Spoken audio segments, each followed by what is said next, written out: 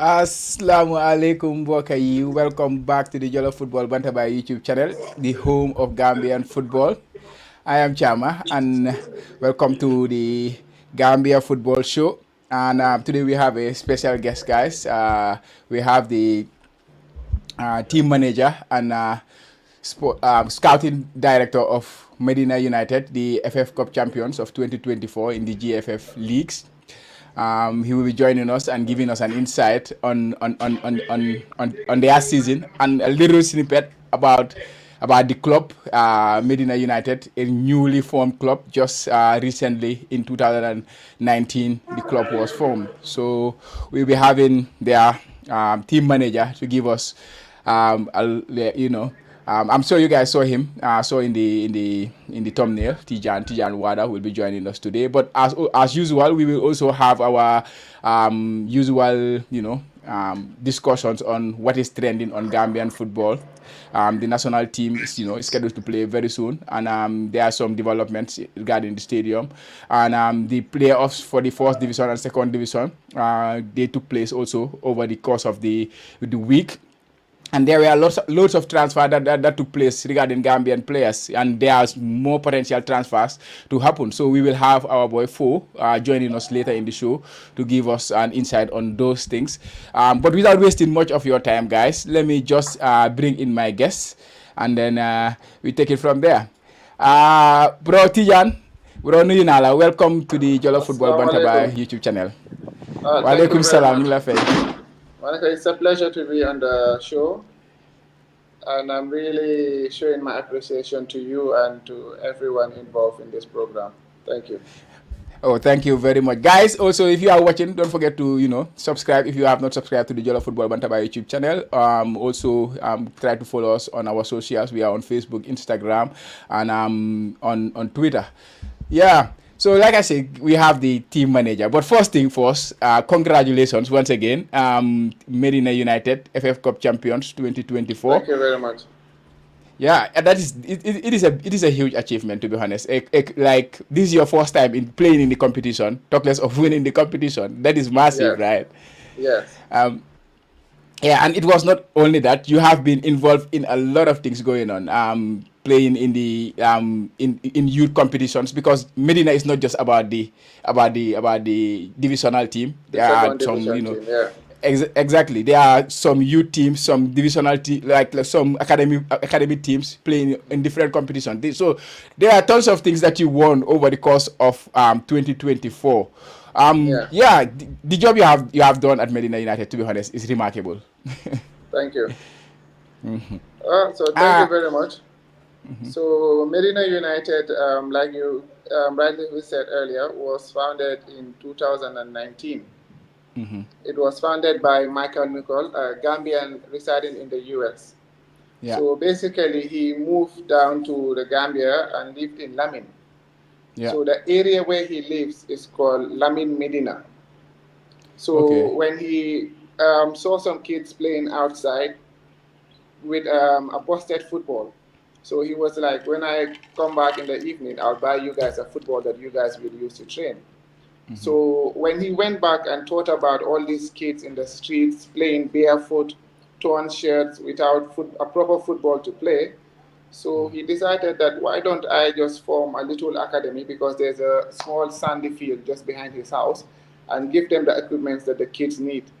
So that's when he started the Medina United Football Academy. Basically started in Lamin. The head office and everything was in Lamin before the thing grew up and it moved to Yundum inside the airport. Yeah. That's where he built the sporting complex. Yeah. Yeah, I will bring in my guy, Space. He is one of the, vivid followers of the GFF leagues. I'm sure you come across Space every single time you go to watch games. I'm on his page every day. I think every morning. When I go into Facebook, his page is the first thing that I go into. It's on my search bar. Oh, definitely. Yeah, he's the go-to guy when it comes to Gambian football, to be honest. When it comes to, No, definitely. And we really appreciate him because he provides valuable and correct information about Gambian football that we also actually use to scout for players. Wow, definitely. Well, space, you'll be you're gonna hate it nakalulati interview me because you are the man. Nakam nagni nala. Why chama why nui na lang why magi halal lidam go dama Japon why nui la na tijan mala nui go baha. I Thank hope you. okay yeah it's nice again coming here again jollof football bantaba like we always did yeah Yeah. didn't judge pa baha kontan na turap Thank you. Wow. Wati ya dañ ko mix nag dañoo mix di olof beeg angale bi because xam naa léegi-léegi su ma laakee angale too much su ma gars ñu ne ma laakal olof su ma laakee olof too much ñu ne ma yow dégguloo olof bul laakal olof laakal angale waaye laakal loo xam loolu la ma gars yi def fii nii so I will try to mix it up yeah yaa ngi like the team yaa ngi wax ne it was set up in 2019 you just give us the story naka la ñëwee through beeg xam nga just from players playing nekka si koñ bi di play then waaw exactly ñu jël leen bugg laa yóbbu def leen académie bu ma waxtaanee Bass sax initially lu ma waxoon sax moo ne like the ambition of the owner was to develop an academy. He was not even thinking about going to the divisional football. Naka la ñëwee ba ngeen move to that level. Yeah, so we actually first tried to move into divisional football to him in 2022. But then he just said, okay, because the number of kids were actually growing in the academy. And we started and said, okay, what is the next step for these kids? Because we had even older people in Lamin joining the academy. That by then their real age was 2021, but you can't register those kids, those adults as 15-year-old or 16 or 17-year-old. So that's when he decided let him start a divisional team in Banjul. So several teams were approached so that they can join together, and Medina United will have a team in third division in Banjul. So the first team that we joined, we named it Lions of Banjul. So if that team happened to gain promotion to second division, to third division, to second division football in the GFF League, we would have been called Lions of Banjul. So the first year we finished, we didn't actually win the league. So the second year we decided, why don't we also have the players, because by that time Lions of Banjul, most of the players, technical staff went away. So we decided, why don't we just use our own academic players, academic coaches and all that stuff and just enter them into the system. And that's when Medina United entered the third division in Banjul in 2023. So that's when we won it. First try, undefeated. We didn't lose a single game in the third division in Banjul and qualified into the second division. Yeah. So that was 2022-2023 season. Wow, that is super impressive. That's really impressive. And in terms of the setup, what do you have as a setup? Because I know you have academies in there, you have the second division team, but can you just tell us more about the structure that you have in place? Yeah, Medina United.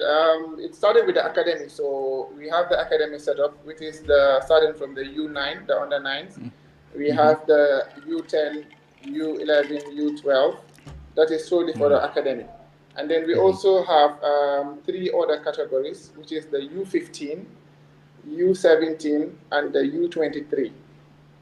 So the U17 from 2022 to 2023 season, that was the group that went to Senegal, because we were invited by AS Peking for a scouting tournament, which we took that under 17. So I was the head of youth development, so I was attached to that group. So but the funny thing is, I was heading also the third division team. I was the team manager. So 2 days before we had to go to Senegal for that under 17 trip, the final for third division playoff between Medina United and Police FC was released. So the final was supposed to be on Sunday, and we were supposed to go to Senegal with the under 17 on Friday. So the club owner said, these are your kids, but this is the most important day for Medina United Academy, and that is the third division final. So I need you to stay behind and take care of the team and make sure that we win this final. Because you can't miss this final because this is the most important day for Medina United. So the club Yeah. owner, the CEO, they all went to Senegal with the under 17. I was really sad and disappointed because these are Yeah. my kids that I wanted to watch play in Senegal. So we trained Definitely. really hard and all that stuff. But Alhamdulillah, my staying too gave me my first medal in, in, Yeah, um, in definitely. Gambian football. And speaking of medals, you have you have gathered a lot of medals so far. Like this year alone, you Yeah. have at least 4 trophies. That's what I was telling you about. But you are telling me there are even more to come. Yes, Like, there's can you? another one to come because our under nine, they won the West Coast Regional Championship for under nines. So we Yeah. are yet to be awarded the trophy and the medals for the kids. So we've been promised that it will be this year, inshallah. So we're waiting on that. Yeah, definitely. And speaking about the pool of players that you have, like, what is the pool now? Because you are talking about from under nine going all the way to a divisional team. In terms of pool of players, how many players do you have in your structure right now? Like, it's a rough estimate. Maybe you cannot give me the Wow, exact number, from but I would say from U9 to U12, we have 300 kids. wow, We have 300 300 kids. kids in the U9 to U12 category. And most of these kids today are on sponsorship because the academy, we charge in 500 every month for the membership fee. But most Yeah. of these kids are on scholarship, which is paid for by the club president. Because most of these kids too are from Lamin and the regional areas from Yundum, from Bekama, and their family background is a little bit poor.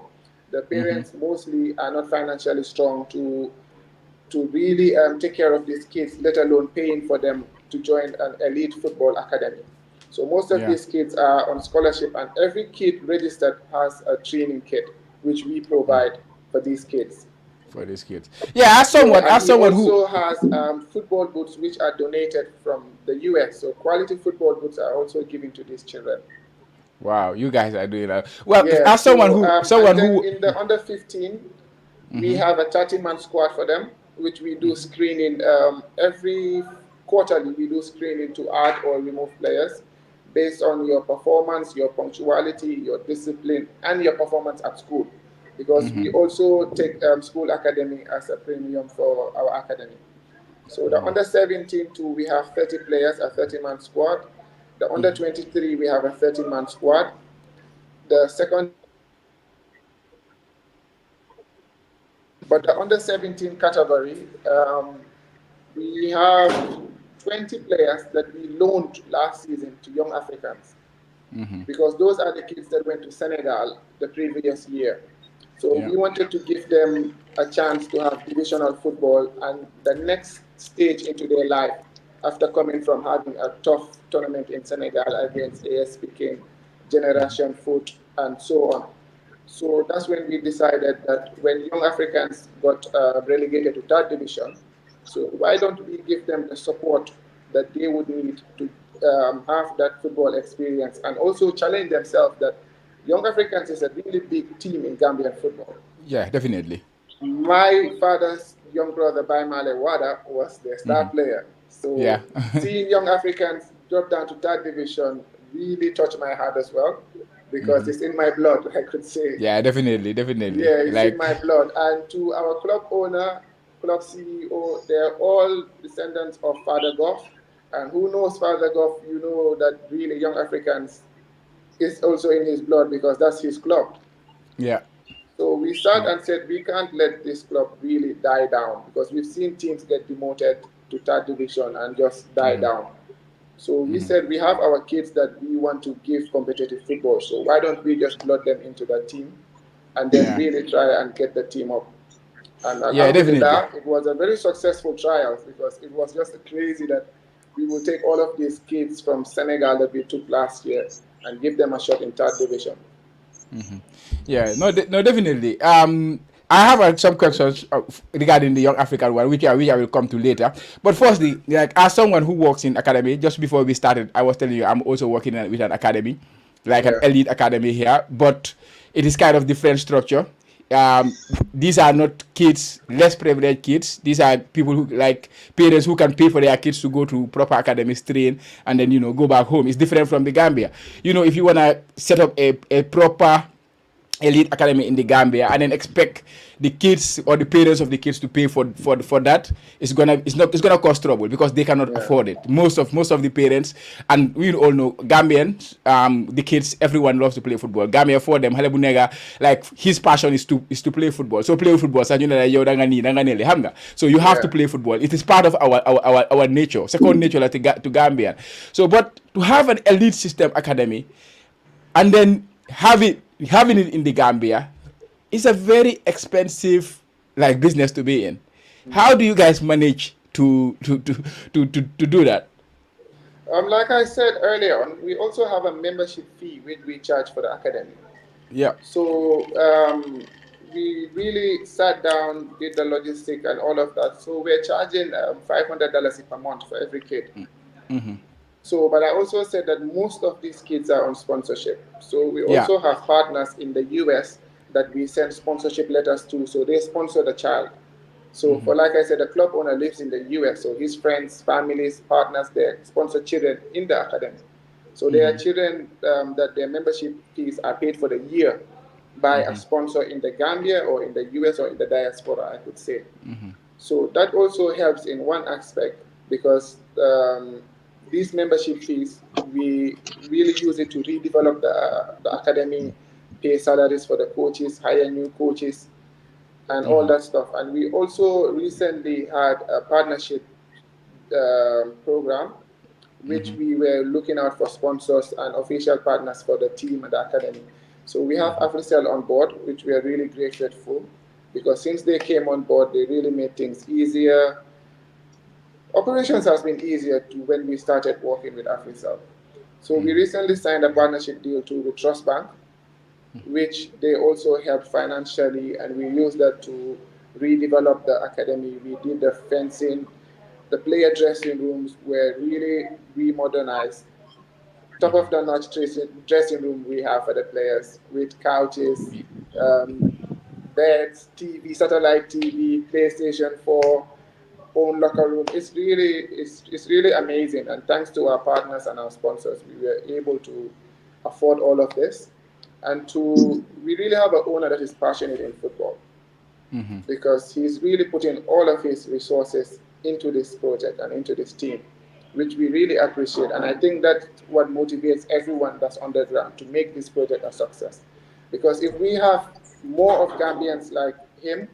who actually see the reward or the benefits of the money that they put into these projects, I think the footballing industry would go to the next level.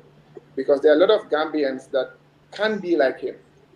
You're working your hard-earned money, savings, benefits, whatever you're getting, and bringing it back into Gambian football. So if he's doing it, I think we as Gambians too need to put our own interests aside and help these projects be successful. So that this can show other Gambians that it's not easy to send money back in the Gambia always.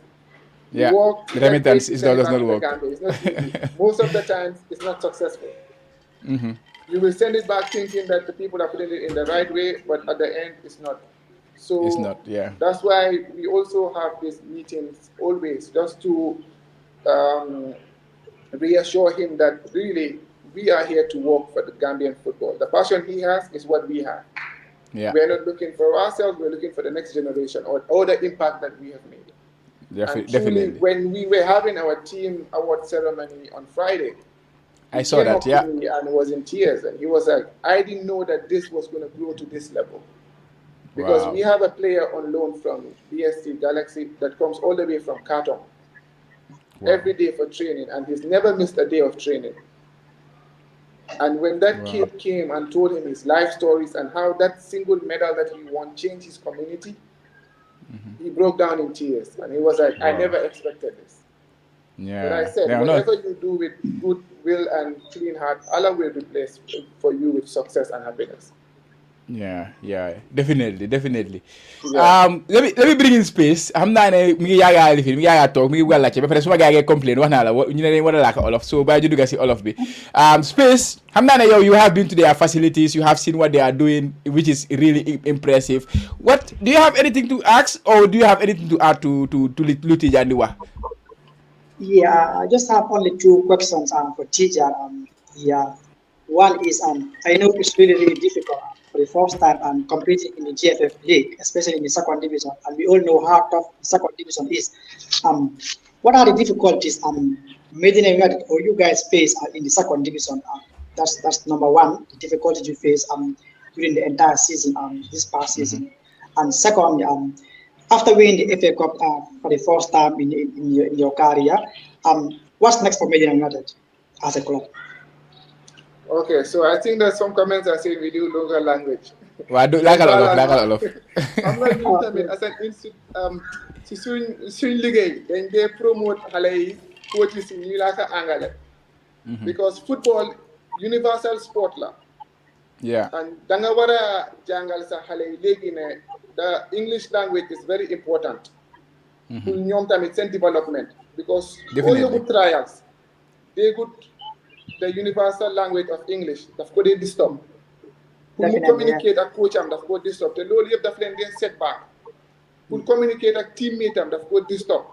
pour understand coach si bindee dara si seen tactical board bi pour mu read and understand daf ko disturb moo tax English bi dañ ko dee fulal si suñu liggéey dañ dee make sure ne xale yi ñu encourage leen ñu dee làkka English ñoom seen ñoomi neen ak ñoom ak coaches yi but maa ngi apologize once again dinaa ko mix like Chama said but the difficulties ñun buñ amoon second division mooy experience maturity because like I said third division football and second division football is totally different. It's a different ball game. So dañ waroon a jàngal lu bari si a very short space of time ba pare pre-season amuñ ko bu baax because dañ war a defaraat team bu ees because third division mun nga am 40 to 50 players balaa campagne bi di jeex because dina am ñu ñëw dina am ñu dul ñëw ñeneen soo leen playutee dañoo dem feneen then second round bi tamit changes suñu la demee pour nga register da ngaa register most of players yu ees so ñun third division bi leen gën a am challenges mostly than second division because like I said we already have the facility am nañ structure bi suñ management bi wax dëgg ne yàlla jàppale nañu si whatever we need players yi jëndal nañ leen stores yu ees jerseys footballs cones bibs no everything was taken care of camping tamit we made sure ne dañ dee camp ñu suñ facility bi so from 10 o'clock ñu ngi fa dañoo añ dañoo lekka fruits dañoo relax so loolu daf ñu actually dimbale sax but lu ñu back to my 2 points mooy inexperience because academy xale la so they've never experienced structured football and organized football di play football boo xam ne tactical discipline dafa important because most of xale yu ñu am yëpp nawetaan lañ duggee play third division bi danga ko boole woon a nawetaan so coming to second division we didn't have much experience although we had 3 players that had second division experience so dafa jëloon time pour xale yi ñu mun a get up to speed xam ne definitely ñoom mun nañ lii ak second division ok wax bi yëpp daf fa dee nekk rek but it's all football really tactical discipline bi rek buñ demee ba grasp ko I think it helped these kids a lot and it overcome the challenges that we had so ñaari two yooyu rek inexperience ak maturity xam nga rek xaleel moom xale la moo nekk fox la moo xalaat training sax there will be a lot of caaxaan ak yooyu and the first coach we had to was that team so moo tax dafa jël time balaa team bi like di mun a catch up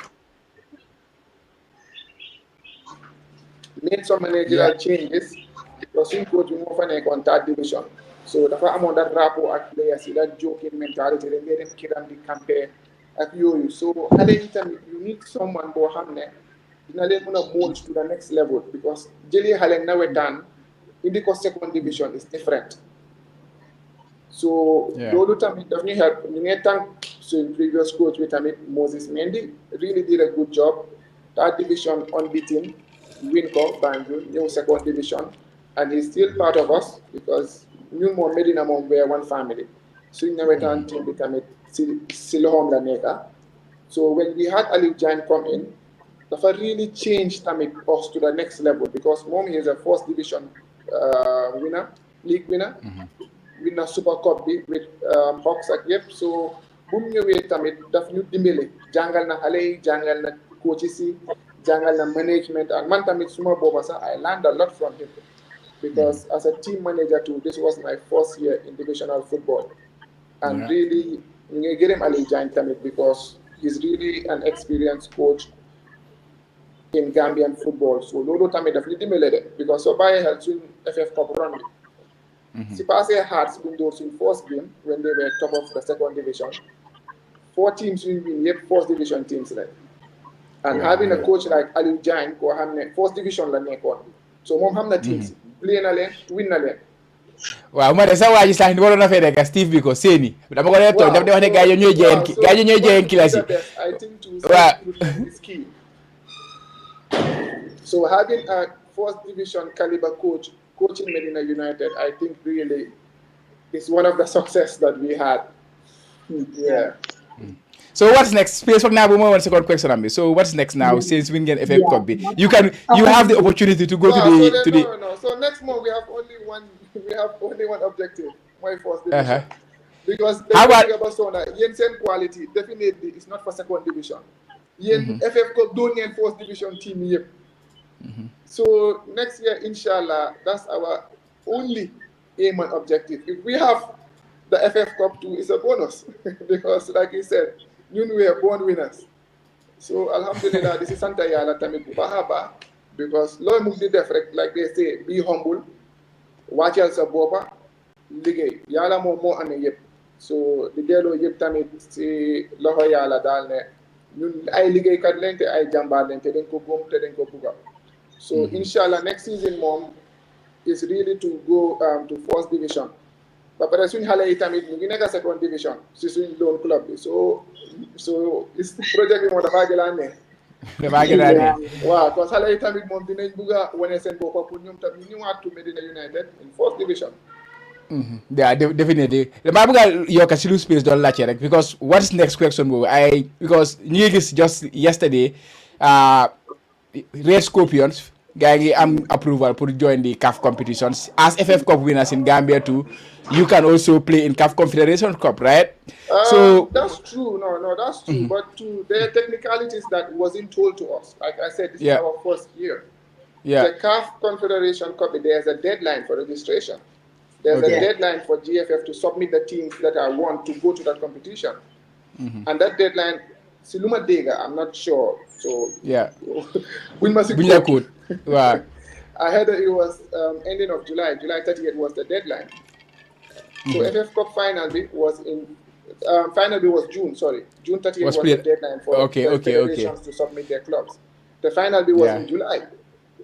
So it was already past the deadline. Yeah, I'm not surprised if they do that anyways, so because it was already past the deadline. So when we need, Sinan Soga them GFF would require. We were told that we needed a female team and other requirements, which we did not have. But Santa Yala, we are working on it now because now we know the requirements. Because when we were entering the FF Cup, we were not thinking that they could win. Our main goal was to gain promotion in the first year. So Santa Yala made me be. So we had to go now to GFF after winning it to find out how to go off to the Confederation Cup. So when you were here, the deadline is a passena. So Hanga Bobo Mom is a non-starter. It's a non-starter. Yeah, definitely. No, it's like though them see competition like for with FF Cup for the first time actually. But football at the end of the day, though they have more living. So I think nobody will fault you guys for doing the inquiries after bowling with a cup. But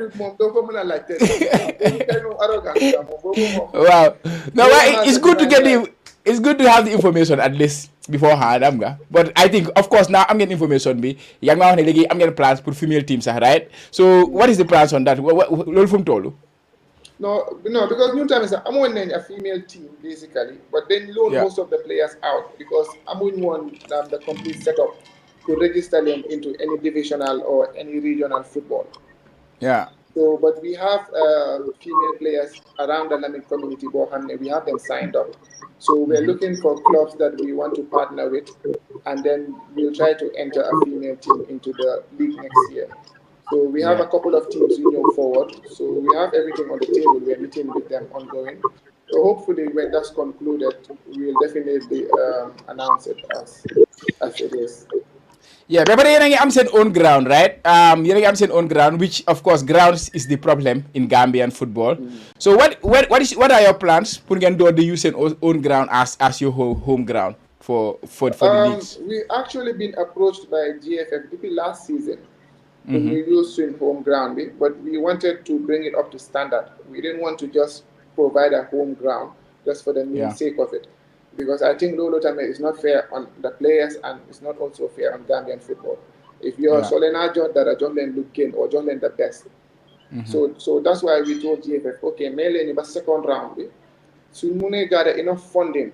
could tough swim field because it's already been fenced, grass banfa, but they go buna def carpet. Yeah. So Nunele and Mele in the second round, if we have enough funding or partners we know on board, we dimele you def go into a tough field. Then we'll enter it for the second round, which was in March. But the second round with the Jaggers we knew we could not have that. Yeah. So requirements we need to on a changing room, referee room, and the pitch actually itself. So I'm on in pitch, I'm on in changing room, but referee room I'm on go one in time. So why Santa Yala we have now a referee room being deferred, fully furnished and everything, but pitch even go particularly doing enter in March. I'm on carpet because that's the best playing field for these boys. So selling what GFF done it no for this season dal new balal, but next season we'll try if we have partners and sponsors on board because we have the structure, we have the facility. Ludes like more to just clear proper ground and just carpet. Yeah, let me just use this opportunity to say GFF so they can me deglu I want to buy guy free. Like I hope you guys are I hope they are also thinking like we said, swim club owner the one nakoko. Facility. He's not doing it full Amse Halis. It's open for Gambians. Gambian teams can come on board. They're renting other places. Medina is here for them. It's here for everyone. As long as you are ready to use our pitch, our facilities, we give you guys the green light because it's for Gambia, it's for all of us. Because new Rex will grow away, we do them this.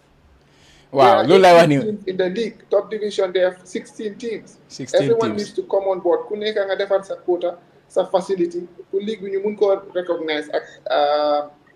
respect. So without all the teams joining in hands,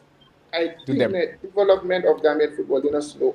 Because nekune new reka wara and field, real reka wara and field, Hawks reka wara and field, Steve Biko reka wara and field. So all of the teams, I think that should be a priority now. Nakuneka try and set nakanga muna ame sa own home ground, sa own pitch bo hamne sa players that muna train. Because the training at Gambia High School, I feel it's really not good for these players. Send ankle aches, send joints, more in all of these injuries. The technology help more. We have the facility, so soon players are training on better pitches. You need train better pitches, tactical drills. They're not easy. Pull maneuver ball, they control, pass, so that they you can send attributes if you're playing on a better playing field. Absolutely. Banjo, lot new top always. So I said so then it's complex in Basori. It's state of the art. I think that's give them an edge as well. So if teams to invest in facilities, I think it will help Gambian football. No, little my affair. Like we wanna have teams in the Gambia. Lila de Webesona. Yes, we can have 50 teams in the Gambia because we have a lot of talent. But it's also important you helate that we can maintain the team.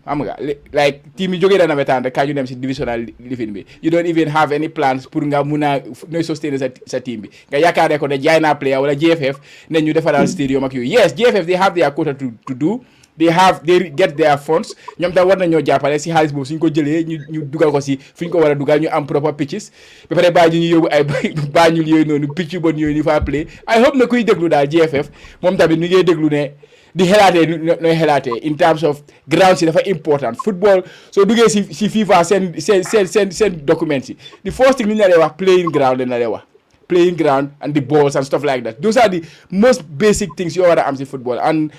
we need to work on that as a country comme noo ko waxee team si am nañ seen waala waaye tamit suñu autorité si tamit am nañ am nañ fa big thing to do space any other thing to ask. Yeah, loolu la woon rek maa yokk si loolu war because football soo ko develop foog nga am mooy comme ground proper playing ground nga xam ne ok di nga mun a am training foofu noonu pour am safety of the players mooy lu war a di explain nii man tam loolu yaakaar naa ko jooy at yi yëpp nañ dema tra moo tax man dama dee boo gis team soo xam ne comme ngi dañ dee invest ba pare pour invest football ñu egg suñ top division bi at least am dinañu jàppale ligue bi yëpp dañ jàppale players yi waaye ok yaa ngi nekk team boo xam ne ko nag dee struggle sax pour yow pour fay sa players yi sax wala pour ok mun a gaara sa players yi pour jóob leen camp sa problème la soo loolu football mi dee dox soo foog ñu am team soo xam ne dee ngeen pare pour invest rek si Gambian football or Gambian players and with Medina United and some of the teams are doing the likes of BST, Galaxy and GMT. Appreciate na kuwa I hope we will have more of this team jot la tamamba comme they are doing so it's nice lu la yo kan ko dat comme dia gina ñaar rek di len congrats once again rek because so the first year ñu jige third division ñu be second win FA Cup achievement la big achievement la so rek di len gina yo ko rek next season bu ko na gis guys ci fourth division because they are ready to invest in Gambian football. Inshallah. Yeah, the other question mo wala che because bini is a confusion. Last time la che na ko fi space, la che na ko fi che waxoon na ko fi ni. Comme mo la ko waxee rek, che mu leen ko amee xëy na moo tax mu daw sax mu ragal a ñëw because no ko génnee si ta division bi Banjul foofu noonu loolu ko naxari moo tax mu ta ñëw tey si show bi moom mooy suma co-host bi waaye xam nga affaire am. But anyways, question ñu mu la che mooy ka like accord mu ne lu mu dégg according to rumors like young Africans, you already told us about the story with young Africans. It like sa whole bila neka dal because since sa papa understand one of the greatest legends of Gambian football ko xamne jaar na si all categories of sports yu am Gambia xam nga one of the only person in Gambia who play Gambia xam nga in different sports represent you at national level but young Africans mi ngi dégg ne da ngeen am foofu noonu share da ngeen jël share Medina United da ngeen am foofu up to 70% share loolu la nekk di dégg what can you say about that? No, if he shares mom, I'm not sure about it. Why xam naa ne dañ leen loan suñ players yi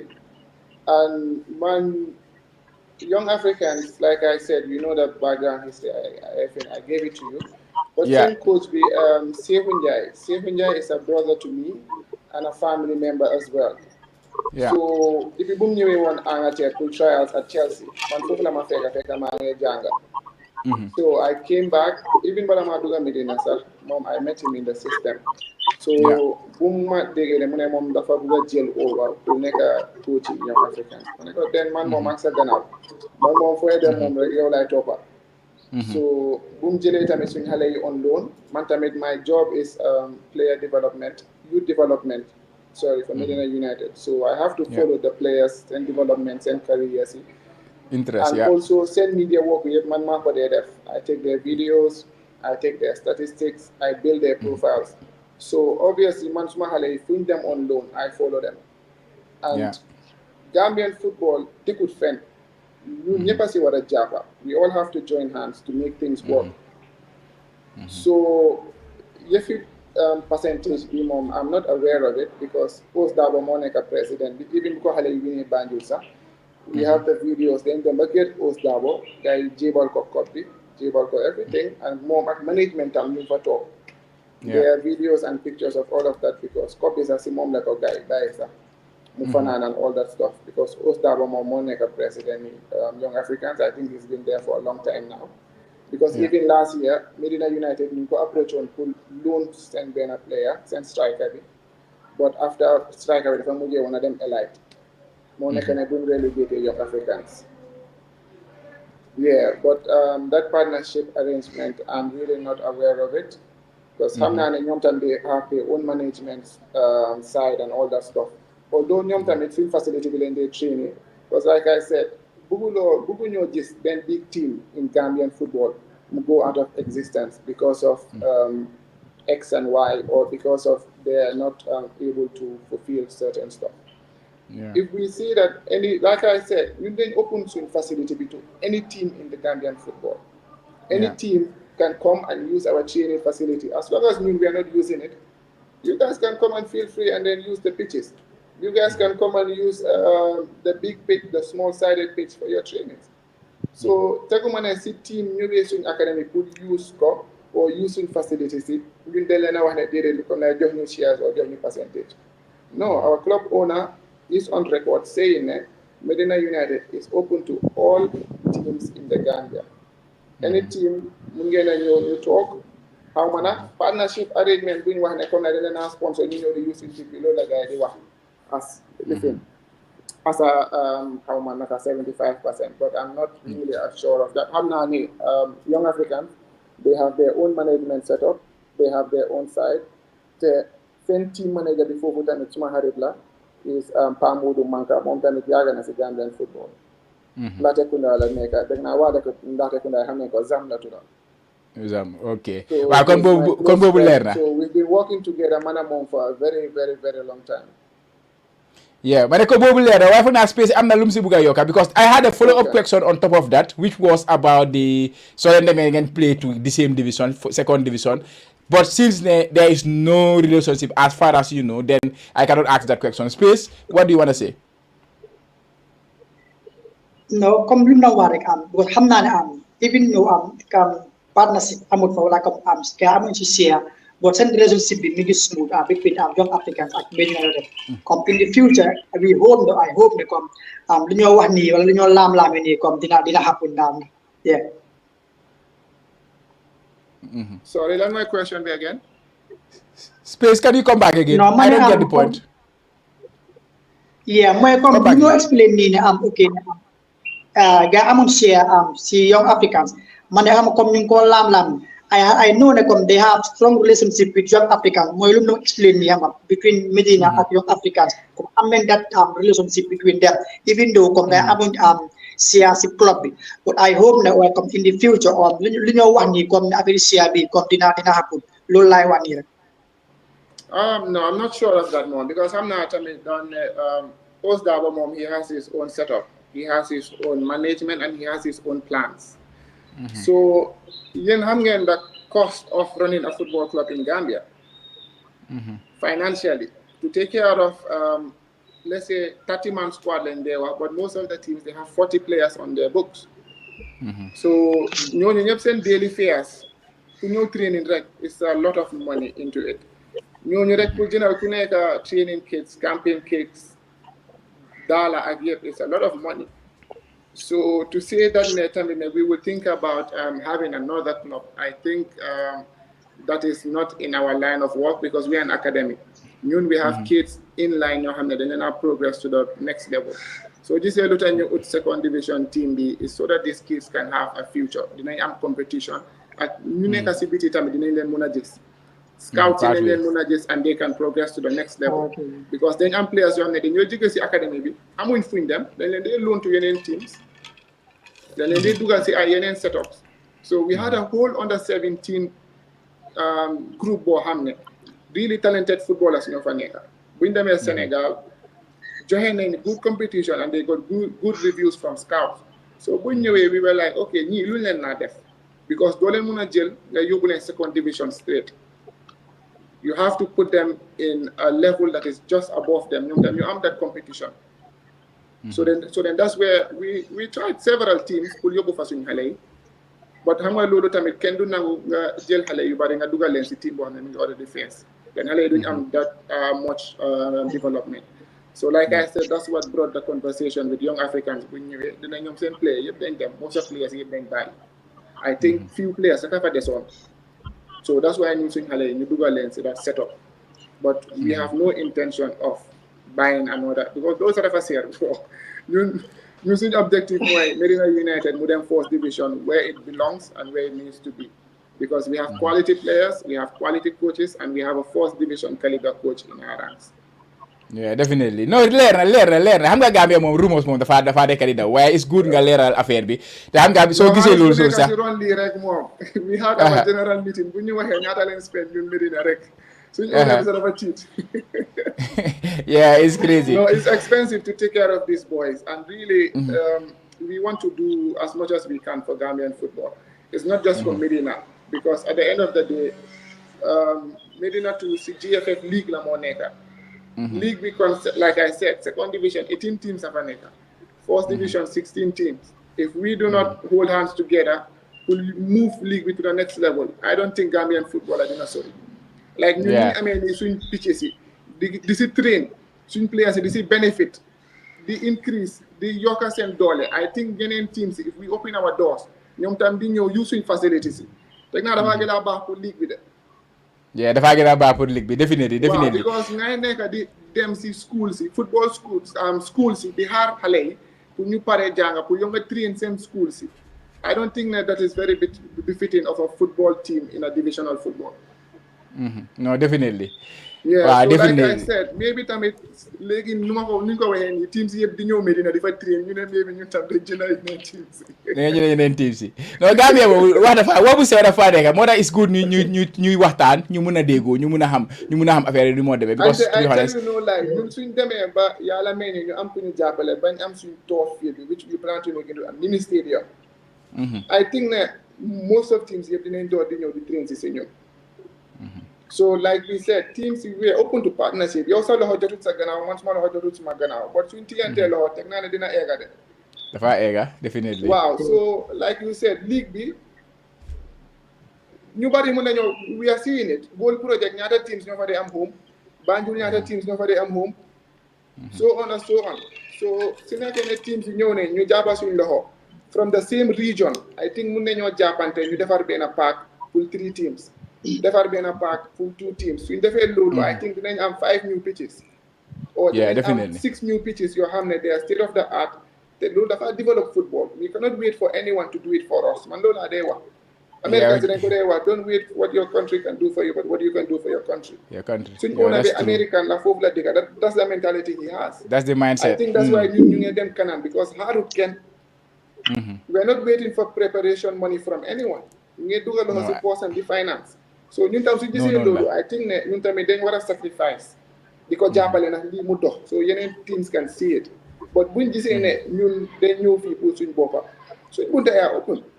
ñun dañ dee fayal team mu jógee from Jiboro ñëw pour just must play si Kapet and those kids da nga ko dee gis seen kanam yi ne dañ dee kontaan because dunda nañ seen parents yi dunda nañ ba bàyyi leen fii pour su ñëw play si Kapet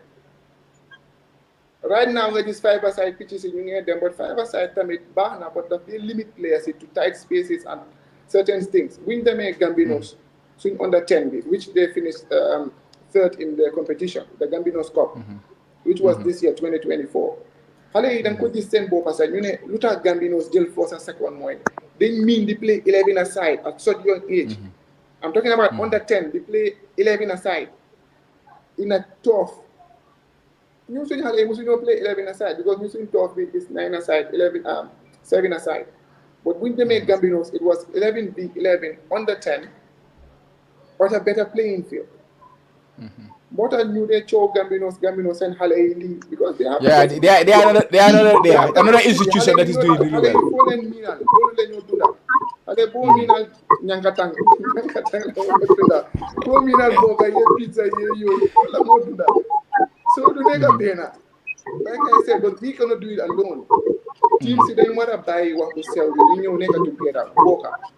ñun we are open to people to come and join nekku ne ñu ñoo leen am moom no but we are partners we work together because ku nekk loo bëgg moo nekk lu baax yow da nga bëgg a train su lu baax da nga bëgg a train su da nga bëgg a play su lu baax so bu nit yi teg ne waaw ñun dañ ñëw pour take over non ñun dañ ñëw pour give because ñun we need premium no loolu leer na nañ I love what I'm here feel free ku bëgg a ñëw train su lu baax Medina mu ngi fi non leer na ma ne ko suma waa ji Gambia dakala Afri mu ne ma laaka soose mu ne maa ngi jaay racist bro bul wax racist man dégguma soose unfortunately su ma ko déggoon ma laaka ko unfortunately da loolu lañ ma dee dégguma soose waaw I'm very bad at it so su ma bëggee host programme si Mandinka I cannot do it so waaw maa ngi jégalu exactly ñu ngi jégalu for that pour ma mun a pick up local waaye ñu ma jàngal maa ngi dégg soose Paul Saragune because players yi tamit fu nekk la ngay jógee. exactly man yéen itam sax bambara yi sax ñu ngi ñëw. ñu ngi ñëw man suma Paul sax ma ne ko suma Paul sax moo tane suma soose dégguma soose dama ko déggul dama try ba sona maa ngi nii Japan fii nii 8 years ba léegi mënu maa laaxa Japanese bu correct so I'm just poor at learning languages even all of ma laaxa di sax dégguma ko bu baax xam nga angale bi su ma si duggee tam nga ne kii fu mu jógee kii lan la dégga dara waaye mooy loolu Tidiane it was great to have you here and and I'm really excited about this Medina project bu ma ko gisee xam nga like man maa dugga si website bi dem check dama la gis xam nga dama la gis foofu noonu waaye bu ma duggee ba si biir gis seen structure bi naka la demee coaches yi everything na ma ne this is a different team this is a different setup and I love what I saw there so you guys keep it up and I'm sure ne you can be the standard for Gambian football ñeneen ñi di look up to you xam nga Real di Banjul ngi nii ñu bari ñu up to them la ñu look up to but we have a lot of old teams in Gambia wala teams ay Walidaan ak yooyu noonu wala ça like you can be a standard a team to emulate in the Gambia Football League and continue what you guys are doing I'm really loving it. If you have any final things to say before ñu bàyyi la nga dem su ko defee ñu mën a continuer si suñ order lifin agenda bi. waaw dama bëgg ngeen bàyyi xel Medina United yal na yaaga Gambian football yal na yaaga ak yal na ñu yàlla may ndam si ñëpp luñ yéene pour Gambian football I think which is to help these kids to progress to the next level for these kids to achieve their dreams. Dimbele seen boppa dimbele seen family si dimbele seen community bi bala ñoo mën a ñëw dimbele Gambia at large so di leen jaajëfal yéen tamit ak di leen ne ngeen bàyyi xel suñ number 10 bi from last year Dominic Boissy he is a player that we feel is the next Yankuba Minteh of Gambian football so bàyyi leen ko xel Dominic Boissy number 10 Dominic is it the one who moom ngeen jox seen player of the season bi right Momlenjo player of the season, and he's been called up, I think, for the final selection of the under-20 screening process. Yeah, space mun nañ si wax dara space dina ko xam. Guy call nañ ko Friday pour mu dem on Monday so Monday dinañ ma fàttali xam naa boobu tam dinañ wax ne GFF laa dee liggéey. wala yaa ngi GFF space. maa scouté ko bu ñoom seen screening bi throughout the 2 weeks man fa woon so I follow my players because player development is key. And it's a promise that we made to these kids. So, Hale Britam, it's still entrusted. Parents entrust us and done. I think that's all of the full fight and I make sure they reach their dreams. Yeah, definitely. Yeah. Space, so Dominic Wasi. Thank you very much. Appreciate Nali Torop. And like I said, we learn the Dega Wasibiti, no leen Medina, and like that, no leen Kuba like that. We're free and we're okay. No, ñu ngi nii ñu suñu plateforme baa ngi nii moo tax suñu ba ñu leeral ko gars yëpp dee ko. Waaye loolu we will have another one. Nu ma la ko waxee we will talk more about this project. We have we will do that on another time definitely. Okay. Hopefully in the Gambia ñoom space a ngi foofu noonu space. Inshallah. Mais ñu bàyyi suñu kat bi ñu mën a continuer si affaire daa bëgg a wax anything before mu dem. kooku to be honest may lu ma yokk lu ma wax si Dominic lu mu wax yëpp gis nañu si Dominic to be honest Dominic he is ready to be comme the next Yankuba Minteh comme ni mu ko waxee and comme ni ma ko seetaanee football bu mu dee play to be honest he is one of the best players in league despite playing second division football he can play more than first division players, some of the first players in the league we have right now. To be honest, he's a killer. Not football to be honest. He's outstanding. Man sira nako. So yeah, na push like to be honest, dinañ ko gis fu sori in football, yeah. Wera ko manko jaji fa tam Tidiane mut na ko si game si what xamoon na ko mom moy Tidiane aussi bot xamé na karam bu baax ko dégg si game si ak yoyu bo tam rek Gambia dafa ndaw so gis lo tay yamba at this ñëw nañ fi mit nañ fi so xam na mom moy Tidiane am bo sam ko dé gis actual xamoon na ko moy sen team manager bi sax bo tam rek waxtaan moo di Asia mu odi Asia bari ñu xamante ni kontaan naa trop man ko jaajëfal bu baax yeah ma ne ko moom sa top striker la daf dee taal de tay bu ma ko yóbbu bëj ñuy dem di laal. no ba pare man tamit sax maa ngi train pour pre-season second division next year space yow tam ni ma future am naa sa profiling. Waaw profile ko Tijan thank you very much man yow bi nekkal si jàmm leen déggu. Okay. Okay. All right, Space. That was a very interesting, insightful, discussion with Tijan. Waxtaan nañ, leeral na lu bare. Like fan la say about Medina fan la guys seen tof bi nekk fan la guys seen pitch bi nekk in Gambia. Yeah, actually I don't know. Demanglo fa. Wa gang ko fu na gang ko def seen website bi waaye Tijan dem na. Yeah.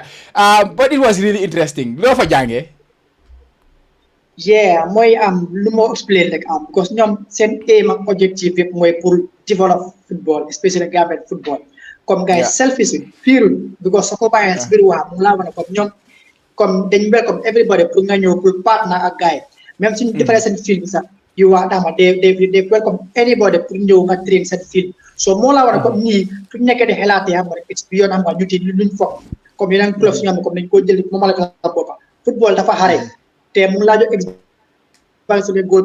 project j'espère comme benn team moomu ko waaye lot of team ñoo fa nekk di train ñoom suñu développé seen field bi wala am part ñu développé ko beneen team mun na ko ñëw use xam nga pour rek mun a jàppale football ak na jàppale football yi Gambie so loolu jàngalaase bu baax mooy comme they are not selfish mais comme seen structure bi I love it because xam nga rek dañ nekk di develop grassroots football which I love xam nga rek te grassroots football is the key so xam nga rek yeah it's ñu na leen ñaanal rek xam nga rek comme man ma ko waxee borom man dama dem ak team soo xam ne comme nañ pare pour invest di ñëw si ligue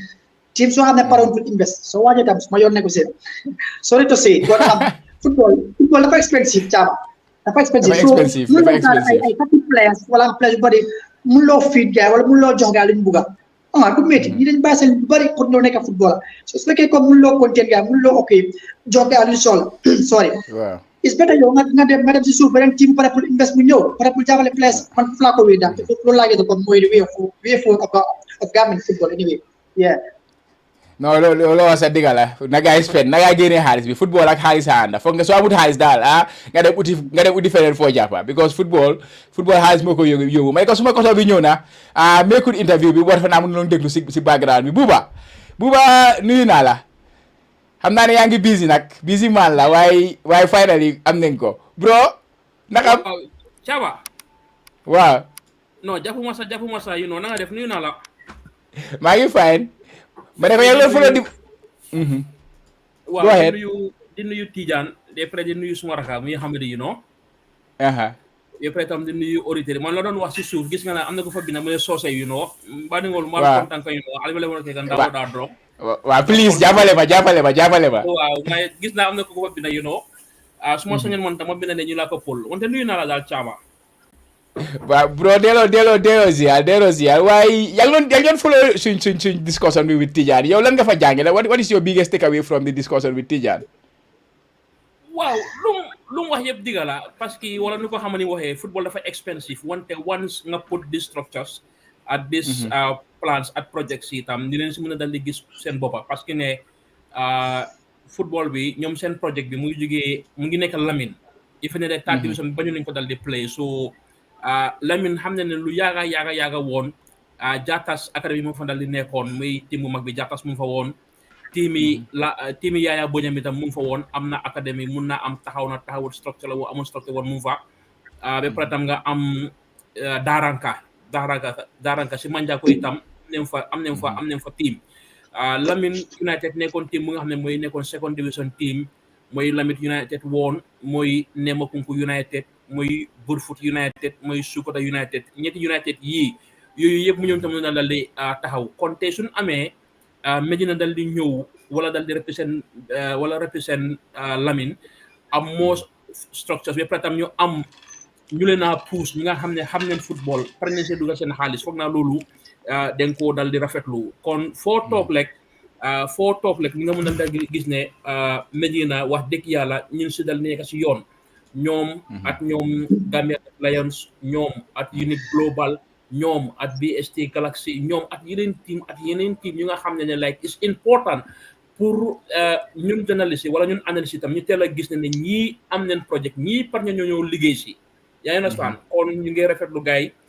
di ñaanal gars itam yàlla barkeloo xale itam because at the end of the day xale yi ñoo ñëw si under 17 bi xale yi ñoo ñëw si under 20 bi xale yi ñooy ñëw xale yi ñoo doon dégg turi Yankuba Minteh xale yi ñooy dégg turi Moussa Baro xale yaay dégg timi turi Ibrahima Jadio xale yi ñooy ñëw tam suñu yàlla mayee fan at wér xale yi itam dañoo gis suñu national team bi kon lii jamono boobu dañ day jël suñu xale yi yóbbu leen Sénégal ñu jàngi ji football wante léegi sant yàlla am nañ infrastructure si tam ñu ngi ko defee biir Sénégal comme ni démb nu ko waxee woon Afrique radio tam regional coaches si tam neen leen dal di yóbbu ñu dal di jàngi ji because regional coaches si suñu jàngee suñu ñëpp see waat dañoo jàngal PE teachers dañoo dal di jàngal académie coaches yi so da nga dal di gisee tam like dafa yaatu bu mu em kese ñu am waafu secteur comme ni Jéerama Caam la wala Jasper Touré mu ngi waafu tak ne bu ndee em si waafu ne leen dem ñu jàngi ji CAF ñu jàngi ji FIFA level in all aspects si football ñu jàngi ji in all aspects si football ñu ñëwaat lii daat dikka bi nga xam ne at the end of the day academies yoo daldi xool West Coast region like am na almost 50 academies West Coast kese West Coast kese am na 50 KM kese am na 50 loolu ñaata académie la Banjul kese bor bu seet bàcca mu ngi sampa académie xale yaa ngi football wante léegi den need this capacity yaa ngi understand den need ñuy yore xale yi ñuy jàngal xale yi football ëllëg capacitize leen waaw ñu nekk in a right project kon daal like nu ma ko dee dal di waxee football dina dem si kanam wala maa daaneel rek nga am la te boobu wala dal di ñëwaat maa ngi dégg yan noonu la te Tidiane lan moo tax Medina demul CAF Champions League gis nga ne Red Scorpion foog naa mu ngi bokk si bunti waxtaan bi like ñu def disclaimer boobu this women football at this regional football muy Essau United muy Garawol muy Jarra West United fédération bi duñ dee dimbale ñii fédération bi ñu dee dugal seen xaalis fii la Red Scorpion ñu dal di dem office bu nekk office di dal di ñaan kon tey CAF su accepté Red Scorpion seen participation ñoom ñu fi dal di toog na ñoom tey ñoom ñu ngi dundal women football loolu amul diga caama yow sa programme bi yow 99% yaa ngi wax football yi góor Amady su toogee mu ngi wax football yi góor keneen ak keneen su mu ngi wax football yi góor 99% kon léegi si football yi jigéen ñëwee ñoom duñ si mën a bëgg a dal di jël lu nga xam ne mooy crédit because defum lu nga xam ne ñun gis nañ ko def nañ fa lu nga xam ne mooy xaalis ñoom tey seen institution ñoom mënuñu ñoo feel ñu le flight wala ñu di jëlee yooni gannaaw dang yooni gannaaw because lu ñoo dugal si women football loolu du ko def dugal si xaajam si women football te women football moo lay jëlaa is xaalis kon is always necessary ñu bàyyi may dal di bantuwaat di disclaimer di wax ne fédération mi neen dee bàyyi jóga naa fi xaaf bor bu set Jarra su fi qualifié tey Garawol qualifié tey nañ fi dal di ekkati seen women di dal di wunaa lu ñoo fi dibalum ñu dara ñu jëbee parce que ñëw fii Red Scorpion same thing tam Red Scorpion gis nga ne caama ñu ngi dem si medio bi ñu dem ministre of di ñaan waaw baax na boobu sax day si dugga si Red Scorpion bi pour leer rek pour bu leer rek ne like munoo binda ak lu gay di wax nekkul dëgga pour tam dafa war a leer pour nit ki leeral ko comme ni ma waxee woon Independence Stadium bi CAF waxuñu ne Gambia du mën a play foofu maajam lii Gambia lu CAF lu gay bi ne mooy ñu ne Gambia amul benn représentatif si CAF Champions League wala CAF Confederation moo tax stade Gambia nekkul fa wante ne ndax Gambia dina play ndax Gambia du dal di play loolu su jotee tam waxtaanee boppam la caama. waaye actually foofu laa bëggoon sax ñu demee boobu laa bëggoon ñu dooree waxtaan bi mooy CAF suñ lifin bi comme loo wax rek leeral nga something because bu CAF doon release that list di wax ne this is the list of stadium you guys approve it was about the CAF Champions League but moo tax man report boobu noonu sax bokkuma si di ko binda because it has nothing to do with Gambia because we are not going to the CAF Champions League so moo tax man postuma report boobu noonu but démb maa ngi gis tamit Demba Jang media suñu waa ji Del Ferreira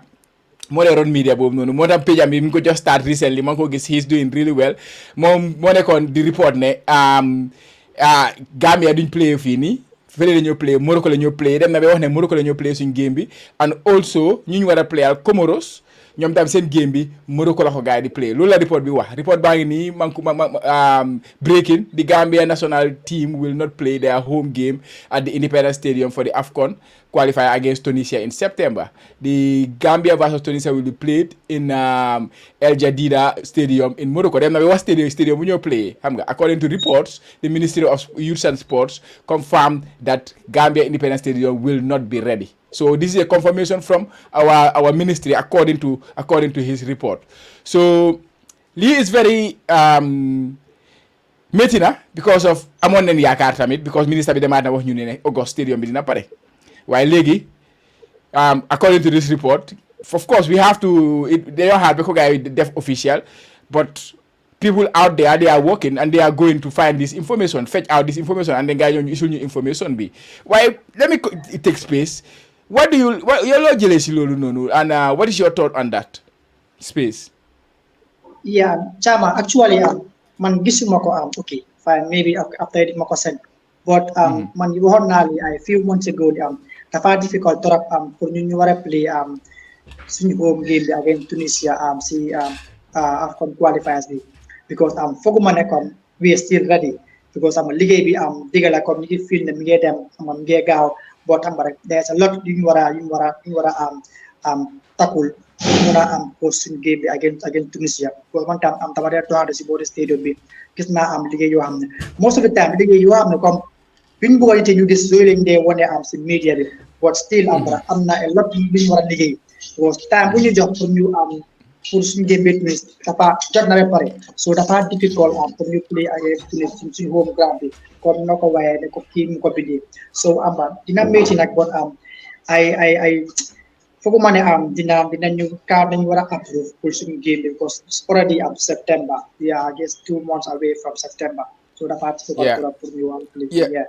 Yeah, usually the approval is 1 month before the game. That is the time they usually is the time frame that they usually quote. And that is gonna be in a couple of weeks, 2 weeks or 1 week time, I would say. 1 week time, jot na ba pare. The following week, right? They what am I living? So man, I take from Buba that like waste time like I talk fini Toba stadium be progress stadium be will be ready. So in talking fini Toba, there is other more important thing. There is somebody responsible to do that. Now you guys 10 time frame guy ligue budget. Understand? Why they got Toba stadium be defal nen window bi, defal nen tegu bi, defal nen fence bi. Na guy ligue na stadium bi je. Ñun loolu leen buga they have a responsibility they should make sure that responsibility is met. Buba, li dafa metti ci hall man. Laal nga si tuuti waaye waaw go ahead. Waaw comme ni like journalists yi moo dee lead speculations because of ne benn journalist mooy dem def lu nga xam ne mooy liggéeyam because yow sa boppa gënoon nga flyer bi which was very nice and organized yaa understand so man ñoom laa doon hold responsibility ñoom ñu wax ne Gambia dina play Tunisia fii Gambia dina play Comoros because tam do make sense pour Comoros ñu bugg a ñëw because Comoros ñoom bu ma seetoon seen affaire am nañ seen stadium ñoom yaa ngi saan ñoom mun naa am tam dafa nekk logistique problème waaye gars yi war a jógee Comoros ñëw ba Morocco wante ñoom tam daf doon am added advantage su gars play woon lifin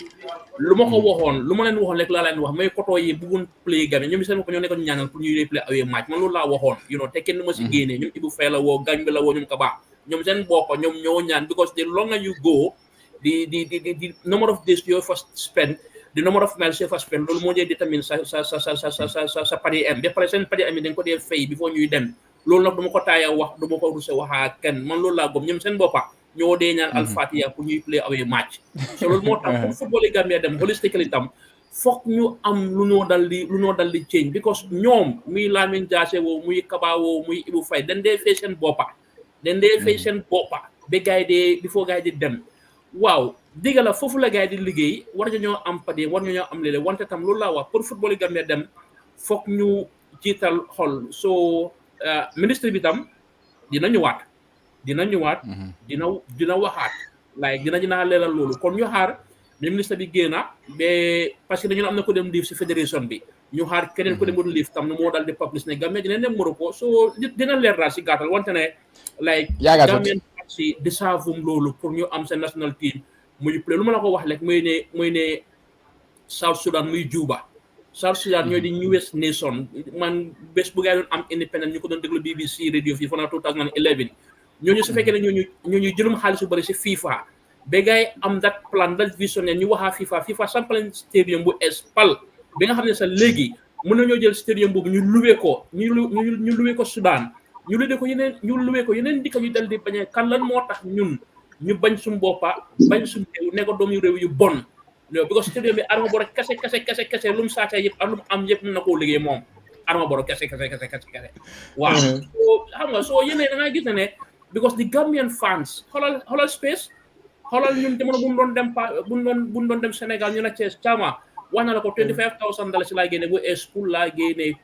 fan su ma la yóbbu dama la jox hôtel jox la ndéewoo jox la añ jox la paas loolu $25,000 boobu te mu noon teg moto Churchill's Town di digal van ñaata van la mënoon a yóbbu stadium bés boobu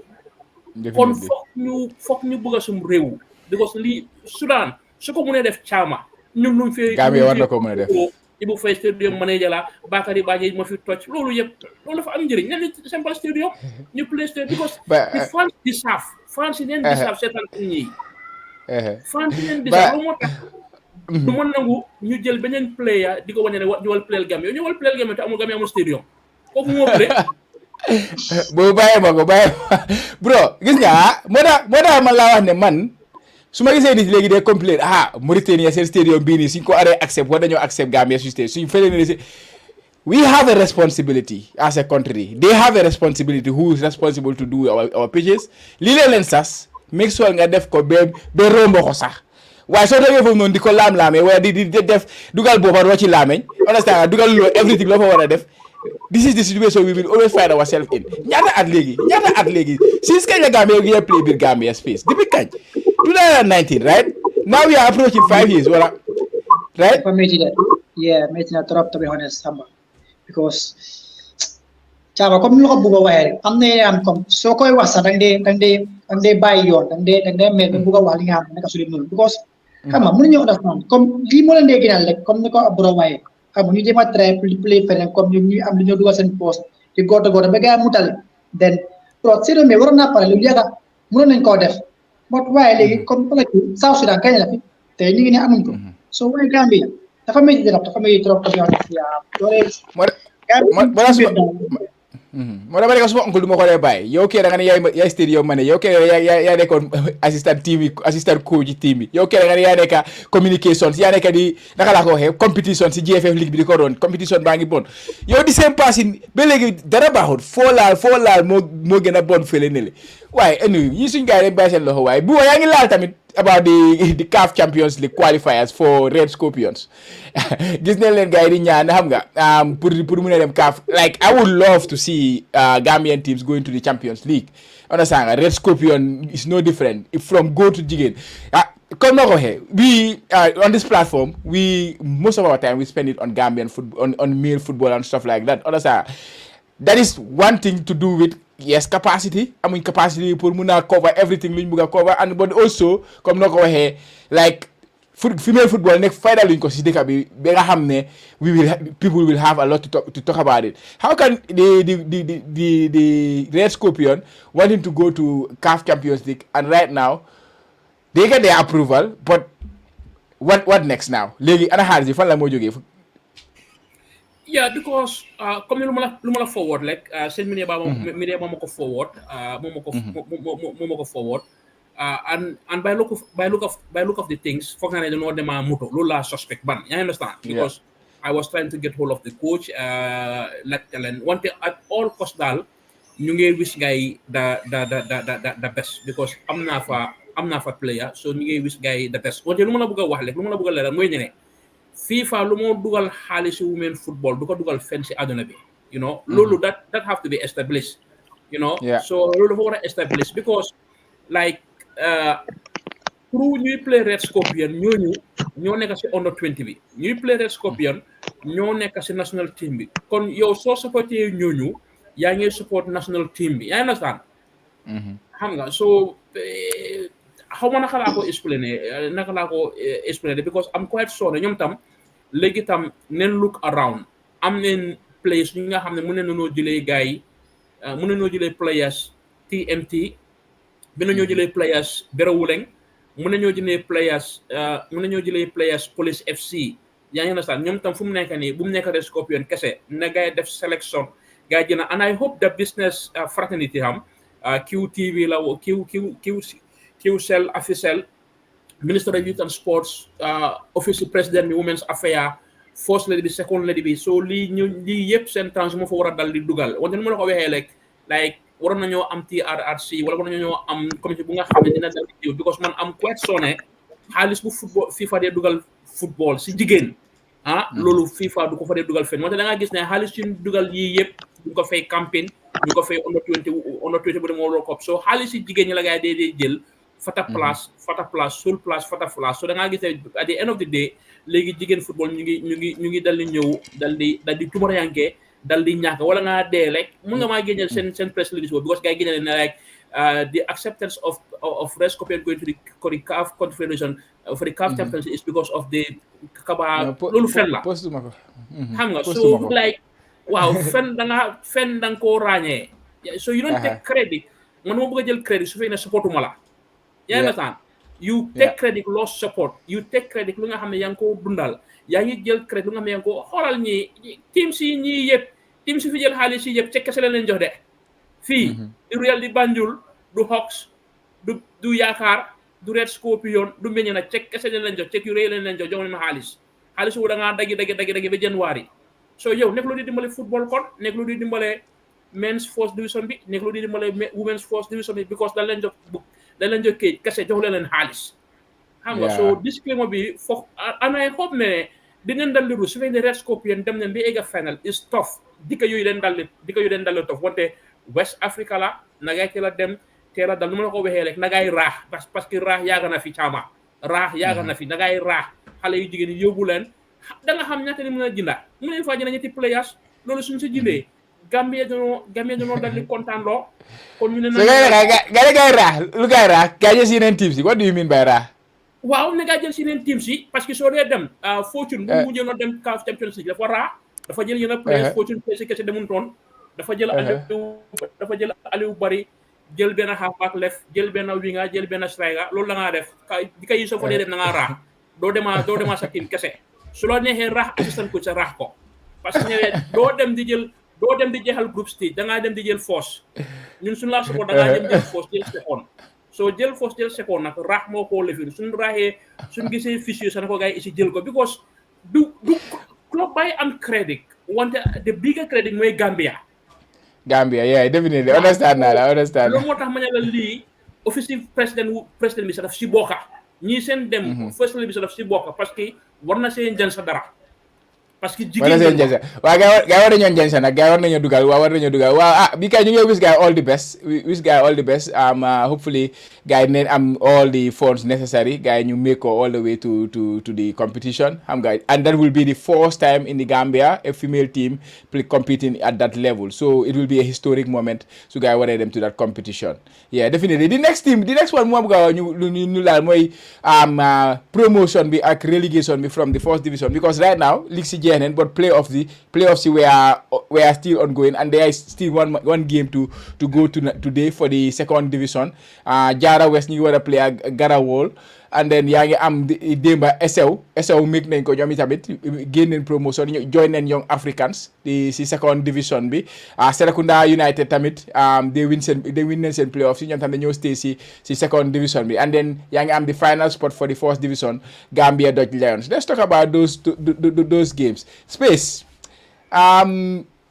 Gambia Dutch Lions ñoom itam ñi ngi def a good job bu ba wax na mention na loolu earlier. What do you think about their promotion to the first division? Space yaa ngi mute. Waaw okay, go ahead. Nekkul lu ma bett bu ko demee bu ko si playoffs.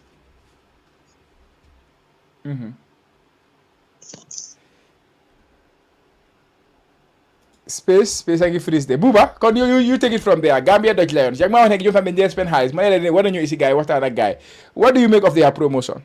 waaw comme ñu ngi amee project bu leer ñu ngi amee project bu leer ñu amee partners muy Hollande bi tam ñoom tam ñu ngi build seen own ground foog naa ñu ma wax ne next year war naa dal di pare in fact bu Heart FC doon dal di struggle bu Heart demee 5 games yu di struggle results ñoom sax ñoom ñoo nekkoon second ñoom mënuñoo ñoo jël second wante ñoom tam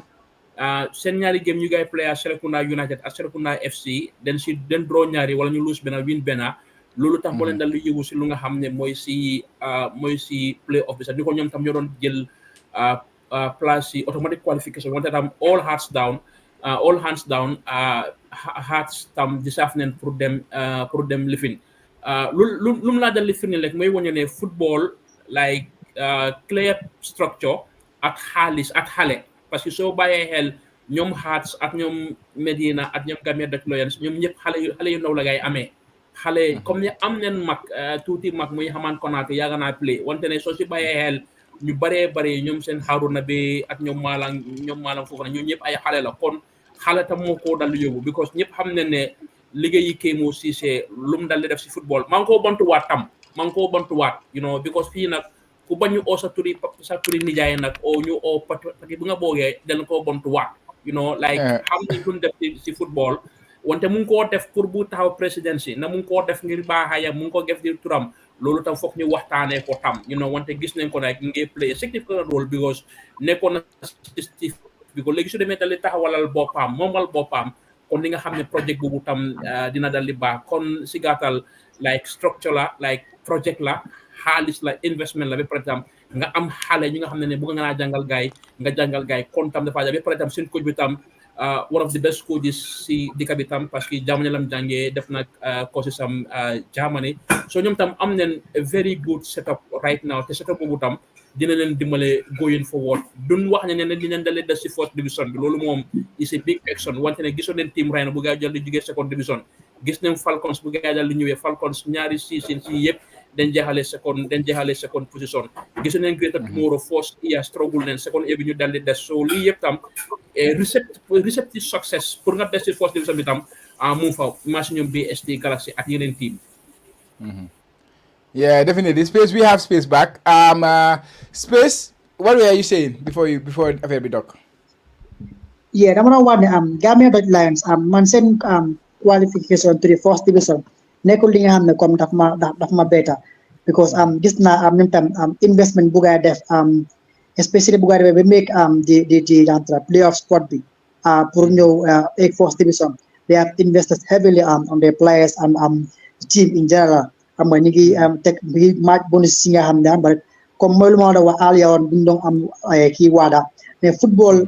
players yi comme foog nga motiver leen wax leen li nga xam ne comme lu leen laa gën a mun a teg lu leen laa gën a mun a comme sawarloo pour ñu mun laa dimbale te past 2-3 years yi su ko bàyyeel team su dee nga invest in football comme dañ dee ñëw rek straight guy it the likes of TMT ñoom BST Gracie from the top division straight second division ñëw fourth division duñ pare yaaga because dañ pare pour génne xaalis pare pour spend and Dutch Lions time loolu lañ nekk def tey ñu gis ne recently they are rumor comme seen president campaign it will be in Turkey and Guinea-Bissau moom it's confirmed so Turkey bi right now moo nekk ak moom nii right now go comme mooy laa wane comme they are ready to invest mooy la buba di wàññi ak lu ma wax Aliou man bëgg naa club soo xam ne dañuy pare pour ñëw génne seen xaalis pour jàppale Gambian football ak Gambian place yi they are very very good squad young mixed with some experience players yoo xam ne comme yaakaar nañ si ligue bi xam nga si daanaa seen game bi man seen game bi elaat bu mu jeexee rek ba ñu qualifié laa xam ne comme ñi mun nañoo dóor any team pour mun a egg first division so basically daal comme loolu la rek dañ pare pour invest pare pour spend moo tax ngay am aga fu ngay agaat boo football léegi bro soo génnee xaalis rek bro da nga am li nga bëgg soo génnee xaalis da nga struggle so xam nga rek moo tax ngay mën a agaat and to be honest comme next season di ngeen gis competition bu baax si JFF League bi another thing second division bi Essau ñëw nañ young Africans dellusiwaat nañ a very team bu yaaga nekk Gambian football la boobu waxtaan nañ si bu ñu nag Tidiane and then xam nga liggéeyam la foofu tamit because he was the one helping them in their technical and then loan players stuff like that. Serekunda United they had a difficult season but finally guys maintain nañ seen spot bi si second division bi now ñu ngi xaar Jarra ak Garawol ñu seet kan mooy make the final spot for the second division. Buba, what do you make of the playoffs in the second division? Wow, dafa unfortunate Serekunda war a struggle because soo waxee Serekunda foofu la ñoom jaamanu dal di jógee foofu la ñoom Buba Sané dal di jógee ñoom Mohamed Sané the famous Blackpool ñoom am nañ Serekunda East am nañ Serekunda West so player pool warut a dal di difficult wante da ngaa gis tak si biir loolu nag am na yeneen teams ñoo xam ne dañ leen forcé pour dem third division play off am na yeneen lifin so góob ma ne ñun war a amee players ñu ngi ko toppee noonu wante tam yu comme baat ne ñu ngi struggle xaalis bi tam nekkul fa amum dat businessman tycoon amum lifin so loolu moo tax tam dafa dal di struggle wante ne like biir Serekunda is war nañ fa am lot of players ñi nga xam ne they should be willing pour ñu play Serekunda because Serekunda ñu nekk si football ñoo yaxa Serekunda so dafa métti trop pour ñu gis ne gars yi ñun doon struggle wante I hope ne dinañ arrange seen boppa ñu make sure ñu amee very good start pour ñu dal di ñëw lu ma wax rek si Red Scorpion lay wax si Essau United ak team ñu war a dal di play te in 1 hour time ñu leen dal di play mooy Jarra West United ak Garawol fédération ñu leen fi toog di dal di yuuxu seen boppa demoon neen seen play off yooyu so ñu jël tey play off yi isiko be goal project naka la ñu di dal di ñëwee it is costing you nothing less than 13,000 pour nga jógee Jarra West ñu ubbi fii ki la jógee Garawol du la cost dara ba 20,000 ñëw fii pour fanaan you know, so pare nag nga ne wow, Kaba mo fi decentralized football. It's not about the number of teams. Ñu ñëw si second division, may 18 teams. Or the number of teams ñu ñëw si first division, may 16 teams. Because yow, amuloo that ground, amuloo that referee yooyu. Yaa understand? Xam nga, so lu ma dee bëgg rek mooy ni ñu jox guys support. Wante tam, fantastic journey la. Pour nga am Essau ñi nga xam ne ñu ngi jigee ñoomi Farafeñe at Kuru Kara boobu tam ñu gis seen doom ñuy play because Demba might be fashion a tep muy sérélé ñeneen is good pour ñu decentralize wante su ñoo decentralize tam support bu ñu soxla as a federation or as a government support boobu tam nam éega si loxo ñooñu dina ne nga dem préciser ne ñu ne la wave of neen living because dañoo isi lot of fans ñooñu suñu dañoo isi fans comme ni waa Garawol because am nañ gaay Garawol suñu waxee Garawol place yi jigéewum Garawol kese am na place yu jigéey yu mu neel am na place yu jigéey Sabi am na place yu jigéey Basse am na place yu jigéey Alum Xaare am na place yu jigéey place ak place da ngaa gis ne ñooñu ñëpp dañoo am representation suñu ñëwee ni wante tam like naka dañ koo like saa ñu lu bëri dañ ko def politique you know lu bëri dañ ko dee bëgg a def politique lu bëri dañ dee bëgg a jël crédit bi jox ko président bi you know in this case nekkul ak président Ama Barrow or in this case nekkul président yi fédération bi or in this case nekkul président yi chairman bi dañoo ne hey bu fi chairman kaari toogee la den musa am benn team bu jógee URR dem bu chairman bi toogee fii Janjanbureh den soog a am li fi wante ne yow as the chairman yow sa chairmanship bi lan la moo def pour ñu gis ne xale yi because there are so many stories team su jógee Basse ñun doon struggle Jarra West soo gisee ñu drop third division parce que ne di financial muscle pour di dem di dal di play biir Banjul di dem di play biir Basuri di dem di play biir Serekunda bis yaa understand so ni nga xool positif am bi ak négatif am bi wante ne like it's a good way pour ñu decentralize ko comme ni that division boo am si play off bi dañuy gis team Real di Banjul dem play bi Basse dem play bi Soma dem play bi fi wante nga ñëw nga xool fan la Essau United di play seen home match si fan la Garawol dem play seen home match si loolu tam like no promote team o di jël crédit tam ñen xool those factors yi nga xam ne tam transition bi tam from the third division to the second division tam transition bi tam dina dal smooth or the transition from the second division to the first division tam dina dal smooth wante ma ko waxee fantastic nga am team bu nga xam ne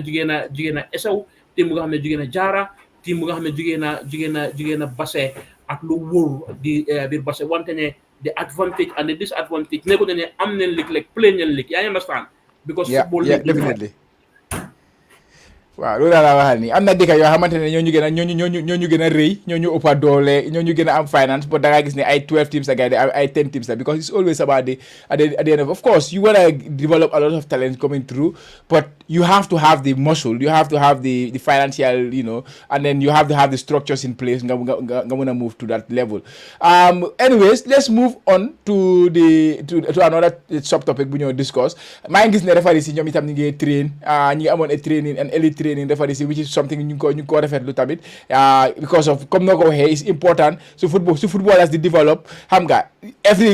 everything lu ëmb football yëpp war a develop referee yi dañ war a develop coaches yi dañ war a develop administrators yi dañ war a develop managers yi dañ war a develop owners yi seen bopp ñoom ñëpp dañ war a develop understand capacity bi dañ ko war a yokka so ñu ngi rafetlu loolu noonu gis ne CAF FIFA ñi ngi organise on ay some elite ref training ñu fa gis legendary referee Papa Gassama he was there helping so it's something yoo xam ne ñu ko rafetlu te next week tam maa ngi gis ne they have a convention for the coaches boobu noonu tamit is something loo xam ne is very important ñu war koo def but these are things yoo xamante ne dafa war dee xew understand so I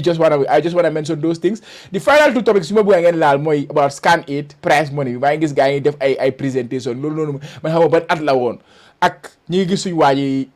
ñu closé boobu mooy Tidiane mi ngi jëlaat xale yi under 7 last year gaa ngi dem win Norway Cup bi under 16 bi this year mi ngi seen nom under 17 gaa ngi dem play waat Norway si Norway Cup bi he ambassador Gambia legendary player Gambia he is doing an exceptional job xam nga helping the Gambian kids also academy bi he is doing great stuff daal ñu starté si space on this one scan aid ak Norway Cup bi what is your thoughts on those things space then ma jël Buuba lu yaagal woon mooy fanaa dañ leen war dañ amoon tournament buñ demoon so dañ leen war na jox xaalis fanaa joxu leen baax boobu noonu so ñu ngi leen ko soog a jox I was not following that seen tournament boobu noonu wala xam nga seen yoon si tournament bi but lu ma si riit mooy comme lu ñu leen war na jox la waaye joxuñ leen ko so ñu ngi leen ko soog a jox di daal I don't know lu taxoon mu dilee daal but mënuma say wax lu bari la because I was enough idea wala idea about xam nga comme some mbiri presentation or stuff maybe Buuba Buuba you have anything to say on that scan aid no riiduma lu FIFA riiduma lu fédération bi binda you know wante everything is about politics like announce nañ ko fi depuis Tuesday ñu ko announce di ko announce lu ma mën a fa loolu ma si jaaxal luy problème mooy xaalis bi mooy $300,000 la yaa ngi sax $300,000 si seen bind bi naa gis naa ne gis naa si ne ñu ne si suuf ne because dañ war a implement project comme ni leen war a build seen football xam nga school si nii xam nga school si dañuy am football field comme ni Charles Dew ku xam Charles Dew si gannaaw muy amee woon field Charles Dew mu si gannaaw muy amee field mooy Philippe Lio yaa ngi sax wala Serekunda school so most of the time school si nii wala LK den de wala Bakaw ñu tam seen school si ñu ba am fil waaw so ñu ngi wane ne school bi moo war a wax kaaf lan na gaay bëgg a bil so it's not about just material kese de lii du affaire matériel kese de ñoom matériel lu gaay present it's not about the material kese because xaalis moom $300,000 la so nu ko gaay waxee nag $300,000 la moom you know so like am na project bi nga xam ne school bi moo war a present project bi tam pour ñu jokkoo bi li mooy di ko doflek because yeneen dëkk yi yëpp Mauritania yaa ngi fi limoon Mauritania su fekkee ne Mauritania mu ñu noo bële ministerium yaa ngi fi lim Mauritania Tanzania ak yeneen dëkk ñoo nekk di dinaa benefit FIFA force dina Gambia yeneen dëkk yi on a positive note yeneen dëkk ñoo dinaa dalal lefin ñun da ngaa gis ne ñun sax suñu bos sax dañu ko yóbbul Sénégal so ñun suñu buggee dara si FIFA dañoo dem ba Sénégal négocier taagaay su leen doyee bu ñu jox su leen doyee ñu jox yaa ngi so ñoom matériel ñoom presentation mun def I think it was a wrong presentation because ñoom xam nga loolu la ngay wonee daal wante xam naa ne bokk na si project so te wax bi war naa leer ne mu ñu ne the xaalis was about $300,000 na kaaf daf doon joxee $300,000 na kaaf doon joxee $300,000 loolu moom war nañ see leeral wante def nañ ko big ceremony I mean because like school football si amoon na time you know waxoon naa ko fi si gannaaw school football si foofu la Alassane Mané jógee school football yi foofu la goalkeeper Pa Abdou Damfa jógee school football foofu la in fact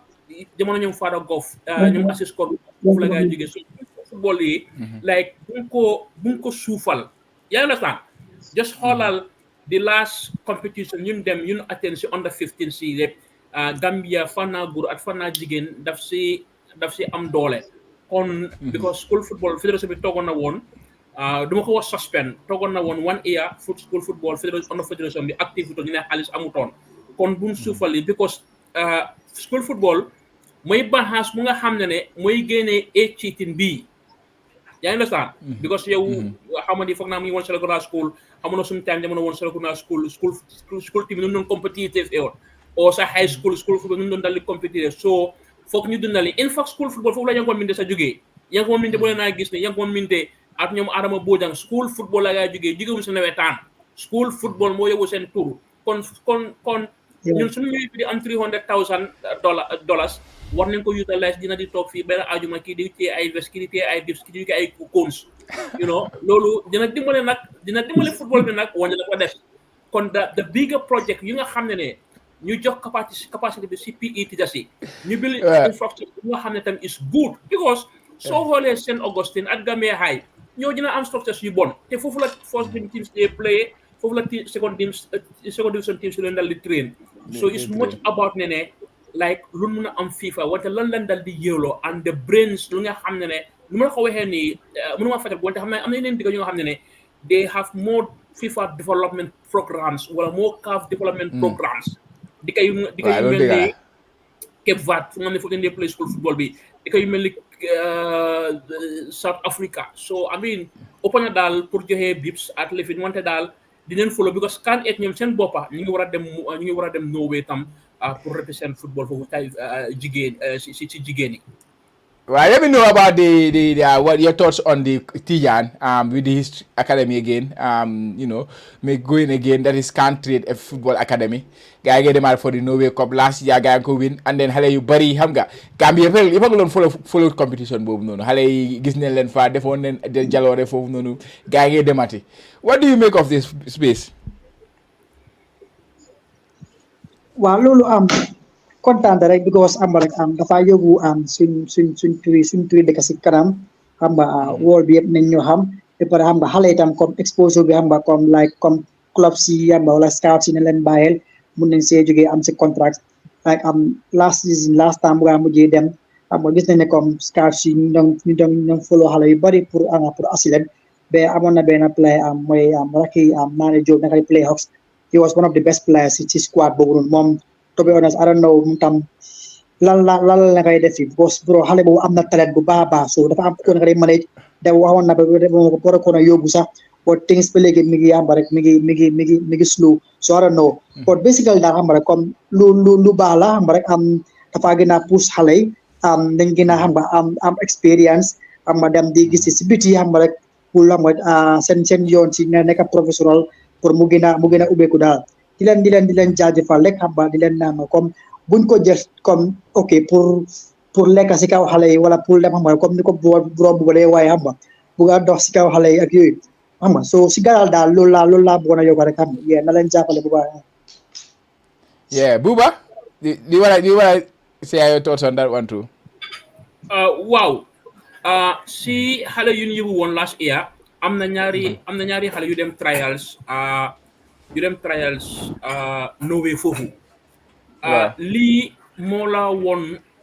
the number of talent yu ñu dal di am te number of talent yu ñu dal di am duñ ko appreciate tey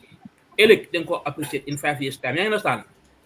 xoolal first division bi second division bi third division bi benn nawetaan sax nga mun a amaat another extra batch bu war a demaat Norway te ñooñu sa playgum si ligue bi sax yaa ngi understand te ñii ay mukaamaleen si football comme ni ñun gisee seetlu nu mu demee Everton rek moom beneen player lii moo laa dal di firndeel ne di number of talent bu Gambie am si seen loxo yaa ngi understand because maa ngi dégg Alaaji Diin moom tam mu ngi war a yóbbu ay xale xam nga ban tournament ñu ne xam nga fan la daal fàtte tur bi yaa ngi understand te xam naa ñu am mun naa am Premier League ou Playoum League so lii mun laa firndeel the number of talents yenn saay scouts si dañ dee ñëw si façon tournaments yi yaa ngi understand scouts si dañ dee dal ñëw seen tournament because mun na am xale itam ku dem amuntoon amagum 18 oo ñu ngi 18 mënuma xaw ma seen age bi daal wante yenn scouts dañ dee isi seen scouts yi ñu ñëw xool xale yi so opportunité la pour ñu pick 1 or 2 opportunité la tam to the ambassador because ambassador bi yoon bii lam dal di jaaroon mooy the famous group of ñoom Zico ñoom Ous Diallo ñoom Soxna this was the famous group moom Tidiane o amoon na 1 year magoon na gay 1 year o ñoo amoon bàcc wante ne jaar na yoon bi because daf dee baax tam nga ànda ku nga xam ne jaar na yoon bi xam na the demands of professional life xam na the demands nit su la buggee trials kon lii mu ngi firndeel di talent pool bu nga xam ne Gambia la kon Gambia su amee talent pool to this extent bu nga xam ne waxum play si Real di Banjul waxum play si ñeneen ba ñu mën a am ñuy génnee nii soo ko xoolee ak Sénégal mën a ëpp fuuf because Sénégal la ne am seen own team mu dee dem sa di play they play Real di Banjul fekk Real Madrid sax fekk ne seen A team sax mu ngi play divisional moom yaa ngi na wante dafa dal di dépend nag like si compliments yu bëri lam dal di bokka talent bu dal di amee nii naka dañ koo saamee because lu ma la wax du pour tey is for the next 5 years so naka dañoo gisee these players ñii tey ñii dañoo dal di filter si Europe top 5 leagues yi ñii nga xam ne ñooy gën a yóbbu football Gambia bu dal di taw because tam achieve mu gum dara because this back to back AFCON the achievement yaa understand du achievement wante daal ñu ngi ñaanal gars yi jaama daal kontaan naa trop because turi Gambia mooy génn nu ma la ko waxee woon last year 2 of the players dem neen trial so mun naa am tam dañ furaat yeneen ñaar te loolu mooy génnee talent because talent du Real di Banjul kese ñooy génnee du Fortune kese ñooy génnee ñeneen ñoo mun a dal di génnee kon adventure si suñ ko dal di amee because amoon na woon jamono boobu woon mun doon dem Italie seen Omro tournament boobu amoon na so is a good thing lu nga xam ne jaar na si yoon dégg nga final segment bu ñoo laal tey is about the foreign based players. They have been really really busy this week. A lot of moves taking place. Confirmed transfers yaa ngi mel ku mel ni Ibu Adams dem na Cardiff. Then yaa ngi gis ku mel ni Bambalay moom itamit make na move from Grenoble mu dem Hajduk Split in Croatia. yaa ngi am ku mel ni Halifa Kujabi mu ngi dem to another to a club Random Mall. Nga am ku mel ni Adama Jaaju moom itamit move na. Steve Tarawale move na back to UAE. Idrissa Cissé ku nekkoon si recent national team squad bi moom tam make na move to Serbia, moving to a club make debut tam already moom Abdoulaye Sanyang moom itamit mi ngi move from one club in Norway to another club. These are just the few the transfers that were confirmed with relations to Gambian players during the course of this week. Transfer window, you know what, last year transfer window be was not, it will be difficult to beat it. But this season, transfer window be more deme, the rate at which it is going, it is really, really fast. Like, what do you make of the moves Yini Buba Jallow? Wow. Moves dal di gërëm muy Fodé Mané Sumraka di ko dal di gërëm trop di ko dal di santa because of the up to speed transfers yi nekk di dal di def yi nekk di dal di update loolu su si weesoo ñu dal di la gërëm tam di la dal di santa tam you know the graphic works at research bi at yow tam because li yëpp exposure la ni ma la ko waxee si ron yëpp loo fa def yëpp yow tam ñu la ko dal di santa because man nekk ma si scene bi lu bari fan yi because of ne maa ngi su ma bindutee rek xamale maa ngi liggéey si football yaa understand man si football 24/7 wante ne it's very important acknowledgement bu nga xam ne war naa koo def di la santa Fodé Mané ak yow Chama di leen dal di santa to up to the speed of nekku na speed sa wante ne ñu make suñu tam like luy xew si transfer jaww bi Gambien si tam misum suy duma si mën a wax lu bari wante there is always ñaari mbir laa si bëgg a laal mooy di ne players yi move yi noo dal di def nii dafa dimbale national team bi you know because tam duñ xool individual play bi lekk wante naka la moo dimbale national team bi in the case of Idrissa Cissé you know expose am bi tam su demee di play football mu ngi play Europe den doo am complexe ne di wane ne kii Sénégal la nekk di play ñu ngi ko isi si national team bi dina am more exposure dina tase dina play Europa Conference League waxuma ne nag dina ko play mu ne mun naa am ba pare tam bu ma si mën a jàngee tam mooy ne you really have to have a good agent in the case of BI role bu mu play si Mahmoud Bajo bu ko timam bi bàyyee géñut beneen dëkka bu des de same dëkka muy Slovakia wante BI mu ngi wax ne club bi tritum ko amoon neen yeneen offer yaa ngi understand because lu BI waxaa team bi BI moo ko xam yaa ngi understand wante boy bi bu mu daal di signé dak 1904 bu mu fa daal di signé 4 years teams yi ko bëggoon bu mu nekkoon beneen team bi teams yi Belgique dañoo ñëw yaa ngi understand ko bëggoon Belgium teams yi ko bëggoon place because yenn say nit mun nga sign 4 years dafa play benn 1 week rek team bi ñëw jëlaat la kon it's important tam in this case ñun amee ñoom Sirif ñun amee ñoom Bakary Bojang ñun amee ñoom BI is good tam players irrespective of daal kan mooy sa agent daal amal good representation because loolu moo laa mën a génnee si tolof transfer Bambalay bi I don't think nag is the best option for him yenn say nag club dina isi coach bu ees isi technical director bu ees bu isi project wante man foogoon naa ne like because yenn say da ngaa xool play bi na mu ngi dem si kaw na mu ngi wàcca loolu is important pour nga analyse ko si player bi ndax mu ngi dem si kaw na mu ngi wàcca man foogoon naa ne like si desoon France because deserve na play first division team you understand deserve na play wante lii yëpp sa management bi la management bi offer yu la dee jox kon di ka yu la dee yu wante mun naa delluwaat corrigé itam because foo de mu ma wañe ne team bi am kon mun na faa play 1 year pour nga dal ñëw because fu ñu war a egg ñun fu ñu war a egg mooy top 5 league si ñoom caama man soo ma la tee man soo ma la tee man ma la dig ne nag damaa seetaan man ma la dig ne damaa seetaan Saudi Arabia league du ma la dig damaa seetaan yeneen league man du ma la ko dig man waaw loolu moom nga xam ne ko tantam dina leer ku nekkaa cooy sama nag loolu moo tax the instance of Youssoufa Ndiaye wala mu doon dal dem Qatar he was one of the best players mënoon naa break through France mënoon naa break through Italy mënoon naa break it's not even breakthrough mënoon naa play because play mu nag mooy breakthrough when Youssoufa was an established player mënoon naa dem team bu ko neex because he was a free player woon mënoon naa play Portugal mënoon naa play Youssoufa was the best time mun amoon ñun Youssoufa moom he was the best ñun time mun amoon ñun Youssoufa Ndiaye jamono boobu mooma ñoom Aliou Sow so da nga gis ne kooku su demee Qatar xam neen family situation am xam neen Tidiane Diané moo ko expliqué loolu laa la wax because football is diverted opinions Chama yaa understand yow soo amee sa raka nga yóbbu ko Saudi yow you are responsible for that wante man as a journalist or as an analyst maa ma ne Chama sa raka soo ko bàyyoon soo ko adverse bu play Serie A moo ma doon gënal man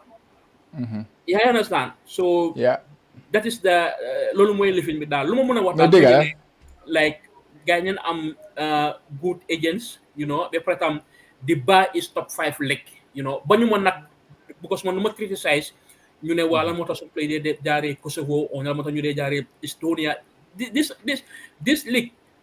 soo génnee Gambia du ma jot ñi nga xam ne soo génnee Gambia like tane na non soo génnee Gambia because Gambia ko jëlee lee sanga saafara lekk ko jëlee la joo technique ko jëlee la joo tactique ko jëlee la sanga saafara lekk so da ngaa gis ne soo génnee just look at the case of Abdoulaye Cissé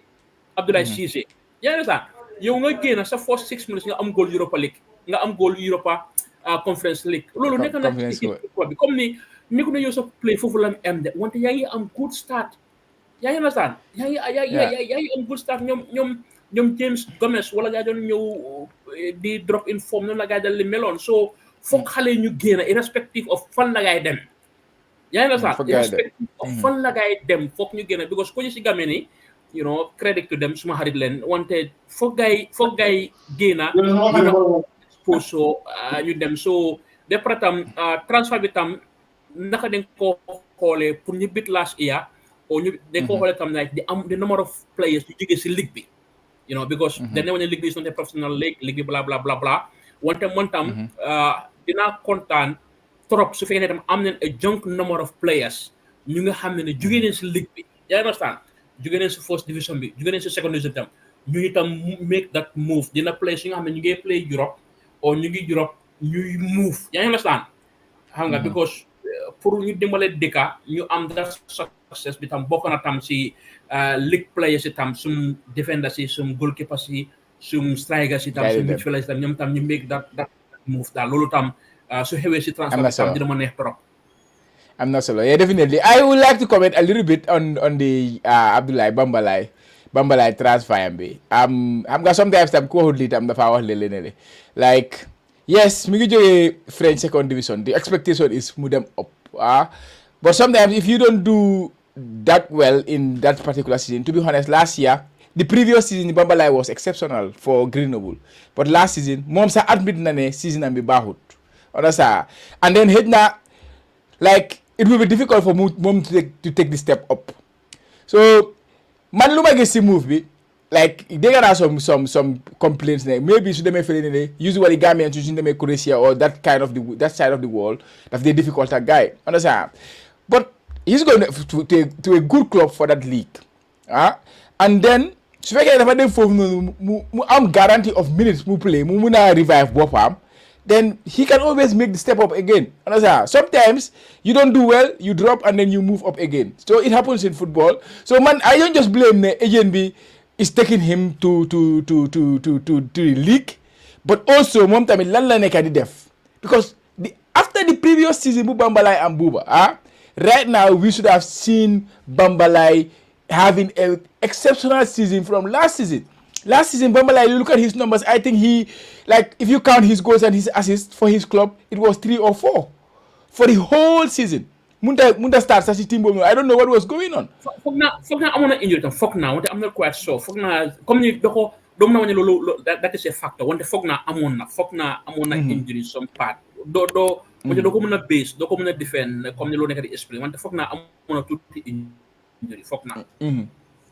Waaw well hopefully daal na nekk lu ko jig daal ñu ñaanal ko rek comme lu wax it's a drop off fu mu jógee foofu noonu wi noo ko waxee man tam ay wala waaj di Premier League di si ñoom gaay ngay lifin xam nga gaay ngay dóor waaye su ma waaj ñëw na xam nga esi ko si lifin bi Cee dafa xaloon a busy fa naa fa demoon dafa amoon dëj wala dafa doon daw Tijaan because Tijaan ko génne si third division bi loolu laa ko wax mu daw ko booy ñuy naa la nu fa demee Chama fenala dila dia ini so waji buwa man follow program bi nak man tijan mo pay definitely mo I'm very impressed with him hamba in fact with Medina sa bola ay muna then set up hamba space time man ko ne on mo dal gisoon na ko si program bi ba Chama yeah program is very interesting and that no yan si chapandaw yi waaw waaye comme di jégal suñu audience ne tama wala jàppati xam nga mu tax si la boka next week yaa amee tour bi yow xam nga nu fa demee next week moom amee wala doole ma gis de but Buba ama jël Buba waati about the performances this week tamit comme li xam nga jot ngaa laal Abdoulaye Cissé gars yi qualify nen payde gars yi progress nen to the next round after gars yi buñ drawee seen second leg bi after 120 minutes of play. RFS tamit Haruna Rashid Ndiaye moom tamit gars yi progress nen to the next round of the Champions League qualifiers. They win seen third round qualifiers si nga gis Ludogorets where we have Nuha Sonko ñoom itam progress ne fourth leg bi gisuñ ko waaye second leg bi gis ne Nuha Sonko play na ñu ngi doon play against that Georgian team bu suñ waaji nekk Batumi naka tuddaati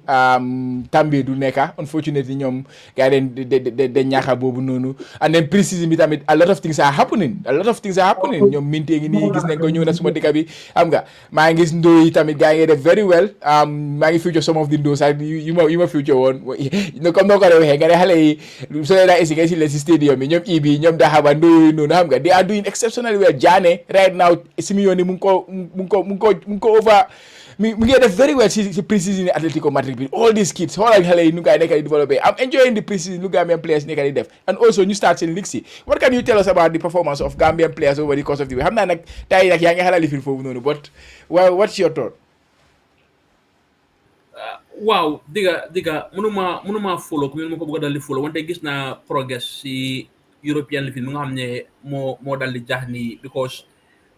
next week ni nga am team ñoom Lamine Diawo kuy play Czech Republic waaw so da nga gis yeneen team si tam dinañ ñëw dal di ñëw si second round qualifiers so important na trop at the end of the day ñu amaat players yu nga xam ne ñu ngi play Champions League ñu ngi play Europa League ñu ngi play Confederation Cup loolu important na trop because of late depuis bu ndaa dal di demoon ak thème Zurich woon gis na ne depuis loolu ba tey ba last season bi sax like then they am a good representation of these players ñu nga xam ne ñuy play si 3 major competitions yi muy Champions League bi muy Europa League bi muy Europa Conference League because ñoom team ñoom Haruna Rashid Ndiaye bi last season demoon toon wante season before last gars yi sori woon neen yaa ngi understand pay di tam season before last demoon neen ba si last stage bi si la leen àndale dal di dóor wante lu ma mën a wax daal nga ñu ne dina make a good representation pour ñu am ñetti catégories yi daf dee mën a difficult nag wante ñu ñetti catégories yi yëpp ñu am ko comme ni ñu ko gisee woon last time ñoom Sidi Janko at Ibrahima Koli Janko woon Minte foog naa woon at yaa woon some players Europa League bi asi ko xam nga because loolu tam moo dee tax tam Tuesday comme ni yaa ngi fàttaliku woon débuté Janko woon Minte bi woon Champions League bi ñun ñëpp ñoo ko seetaanoon góolam bi tam Ibrahima Koli ko góol si nekkoon difference of 20 minutes wala 15 minutes tam yëpp ñoo ko daldi rafetlu woon so normally pre-season bi su fekkee ne ñoom play bu nekk Atletico Madrid pre-season bi daf day jox coach bi a view because most of the time moom si kiisam dinañ ko daldi loan out because tam la liga la wante daf day depend tam targets bu coach bi am transfer sam ñu daldi am incoming transfer system su ko amutee dina la daldi use striker si kenn su si amee injury dina si daldi use wante most of the time daf dee nekk ñu dina yóbbu loan nga dem proof sa boppa nga dellu si waat so pre-season bi is a great moment because gis neen tam kii Aliou Fadera tam moom tam mu ngi dinaa jël doole gis neen tam Idrissa Cissé tam démb tam involve na tam si teamam bi tam so mënuma fàttaliku seen result so xam nga so lii yëpp baax na because of ne they were seen league start waaye dañ ñàkk unfortunately it was against the team that defending champions away to them so it was difficult for them but hopefully they didn't start the pick up it was the first game of the league for them difficult na nag because moom nga week bi la dem foofu noonu soo ko seetee like there was a lot of things around his transfer yaa ma gën a xam there were a lot of problems around his transfer mu move then xam nga dem war a play the same week nga war a play against the champions of the league ñooñu war a qualify pour Champions League they will play in the third round of the Champions League actually the final round of the qualifiers actually so it was difficult for them I watched the highlights of the game xam nga mi ngi xaloon a rusty but of course dina pick up so da ngaa gis ne fu ma ko da ngaa gis ne place yi nga xam ne dem nañ seen transfers ni move nañ match ñoom Bamba Laye wala ñoom Idrissa Cissé dina dal dimbale gars yi because fu nekk ne ñu ngi ñëw digga si very crucial window mooy African Cup of Nations qualifiers so da ngaa gis ne coach bi fa soxla place yi nga xam ne at least pare nañ yaa ngi understand place yi nga xam ne pare nañ place yi nga xam ne am nañ fitness pour ñu ubbi wàllu suñu campagne because soo leetee dem si team amuloo pre-season bu baax tam dafa affect national team bi caama dafa affect national team bi definitely Che you anything to add on the foreign players transfer si week bi mu ngi woon busy and performance wala any potential move amu si waaji foo tey so tey foog ñu am pour improvise any transfers you have I think so far so good that understand because do late depuis last season Gambian players new move like is very good understand te yaga na ko only Gambian football mo tege xam nga yeah dañuy wax affaire Bamba Laye na which is very important pour ñu understand xam nga yaa ngi wax important xam nga Gambian ni ñun dañ baaxol dañ bari jàmm rek bu ko indi nit ci kanam bo tamit sometimes nga dem ci kanam fo nga arrière fo nga mën a am doole understand te buñ faree na happy split bu kii dem it's not a small team de Bamba Laye it's not a small team rakati de dem nga ni dem na fa mu fa dem understand so loolu is an opportunity for him understand pour mu bounce back xam nga revive fiscal comme ni ko waxee rek bu ñëwaat xam nga ak yeneen players yoo xam ne ñu ngi make moves tamit xam nga te tam bu am ko am so regarding the players playing in European competitions is very important for us because the more we have more players playing in European competition the more we gonna add value we gonna yokk seen value players yi ba pare tamit the more tamit experience boobu gars yi dafa indi together ci national team yi mu tax ma ne Gambian pour rek mooy gagné last time waxoon nañ fi waxi Gambian players yi o Gambian team bi moo raw moo ëpp standard suñu national team bi suñu national rankings so yu mel ni tamit yooyu noonu yëpp fanaa dama la dimbale coach aussi mu mun a am lim ko so man pour man na definitely so far so good given the little that we are doing in the Gambia with the bad infrastructure bad structures okay nga xool loolu and nga xool numbers of players yi génn fa caama diggante after under 20 bi World Cup bi ba tey may wax ak yow caama if I'm not wrong who can help me over 75 Gambian players you can it's close to 100 the number is close to 100 over to 75 definitely move so xoolee ñun caama ñun lan la fi am lan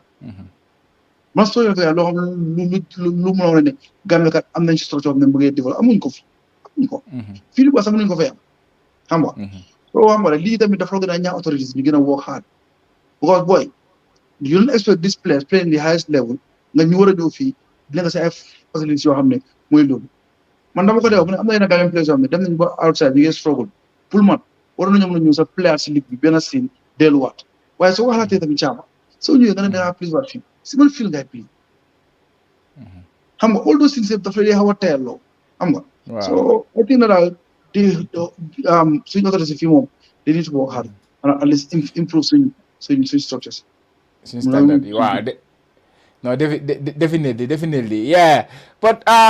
unfortunately ma ne ko gars yi tey mënuñoo am suñu waa ji foo ni kon da mu ñoo wax lan moo nekk di cook so potential moves yi war a am ak yooyu noonu but boobu noonu dañ koo bàyyi ba next week so hopefully next week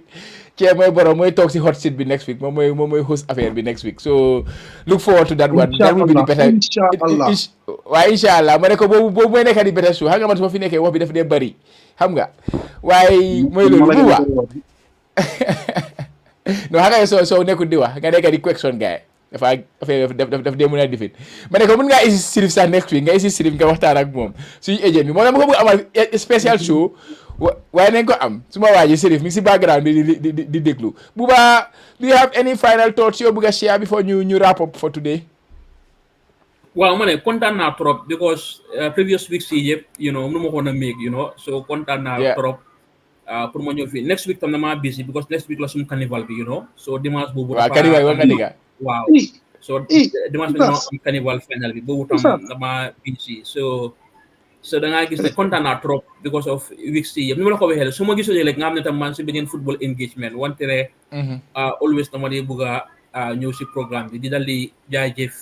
ñëpp ñu nga xam ne gisoon naa fi comments wante comments yi leen dal di gaaw so dina delluwaat ma read rafetlu naa trop ñu doon dal di déglu di dal di seetaan at mi nga xam ne tam seen leen seen view si comments bi dina dal di jox ndig daje ba beneen yoon inshallah bu ma dumoy oustaz sikim bi ma hawa ngeen carnival trop Allahu akbar man way Chama say ko ne carnival dafa am different definition waaw dafa am different definition gabe fa ne soo demee carnival léegi yaa ngi Mumbai non man dema si carnival laa jógee dama nga amoon fi African festival ma yóbbu suma gars si carnival boobu noonu well dama la tooñ waaye yow amal jàmm Cee close affaire bi waaw Chama yow kañ dina jaajëfal di wasu audience waat ne rek xam naa nag lu ma fi dugg ba rek waaye rafetlu nañ taxawaay bi was gaa ngi see jàppoot te léegi fu nga ni léegi ñu si 4K subscribers nga mos a Chama lu teel a ko bàyyi am nga lu mis ne kam rek lu ñoo def mu lay ne so ñun tam ñu gën a tere si rek pour joxe moo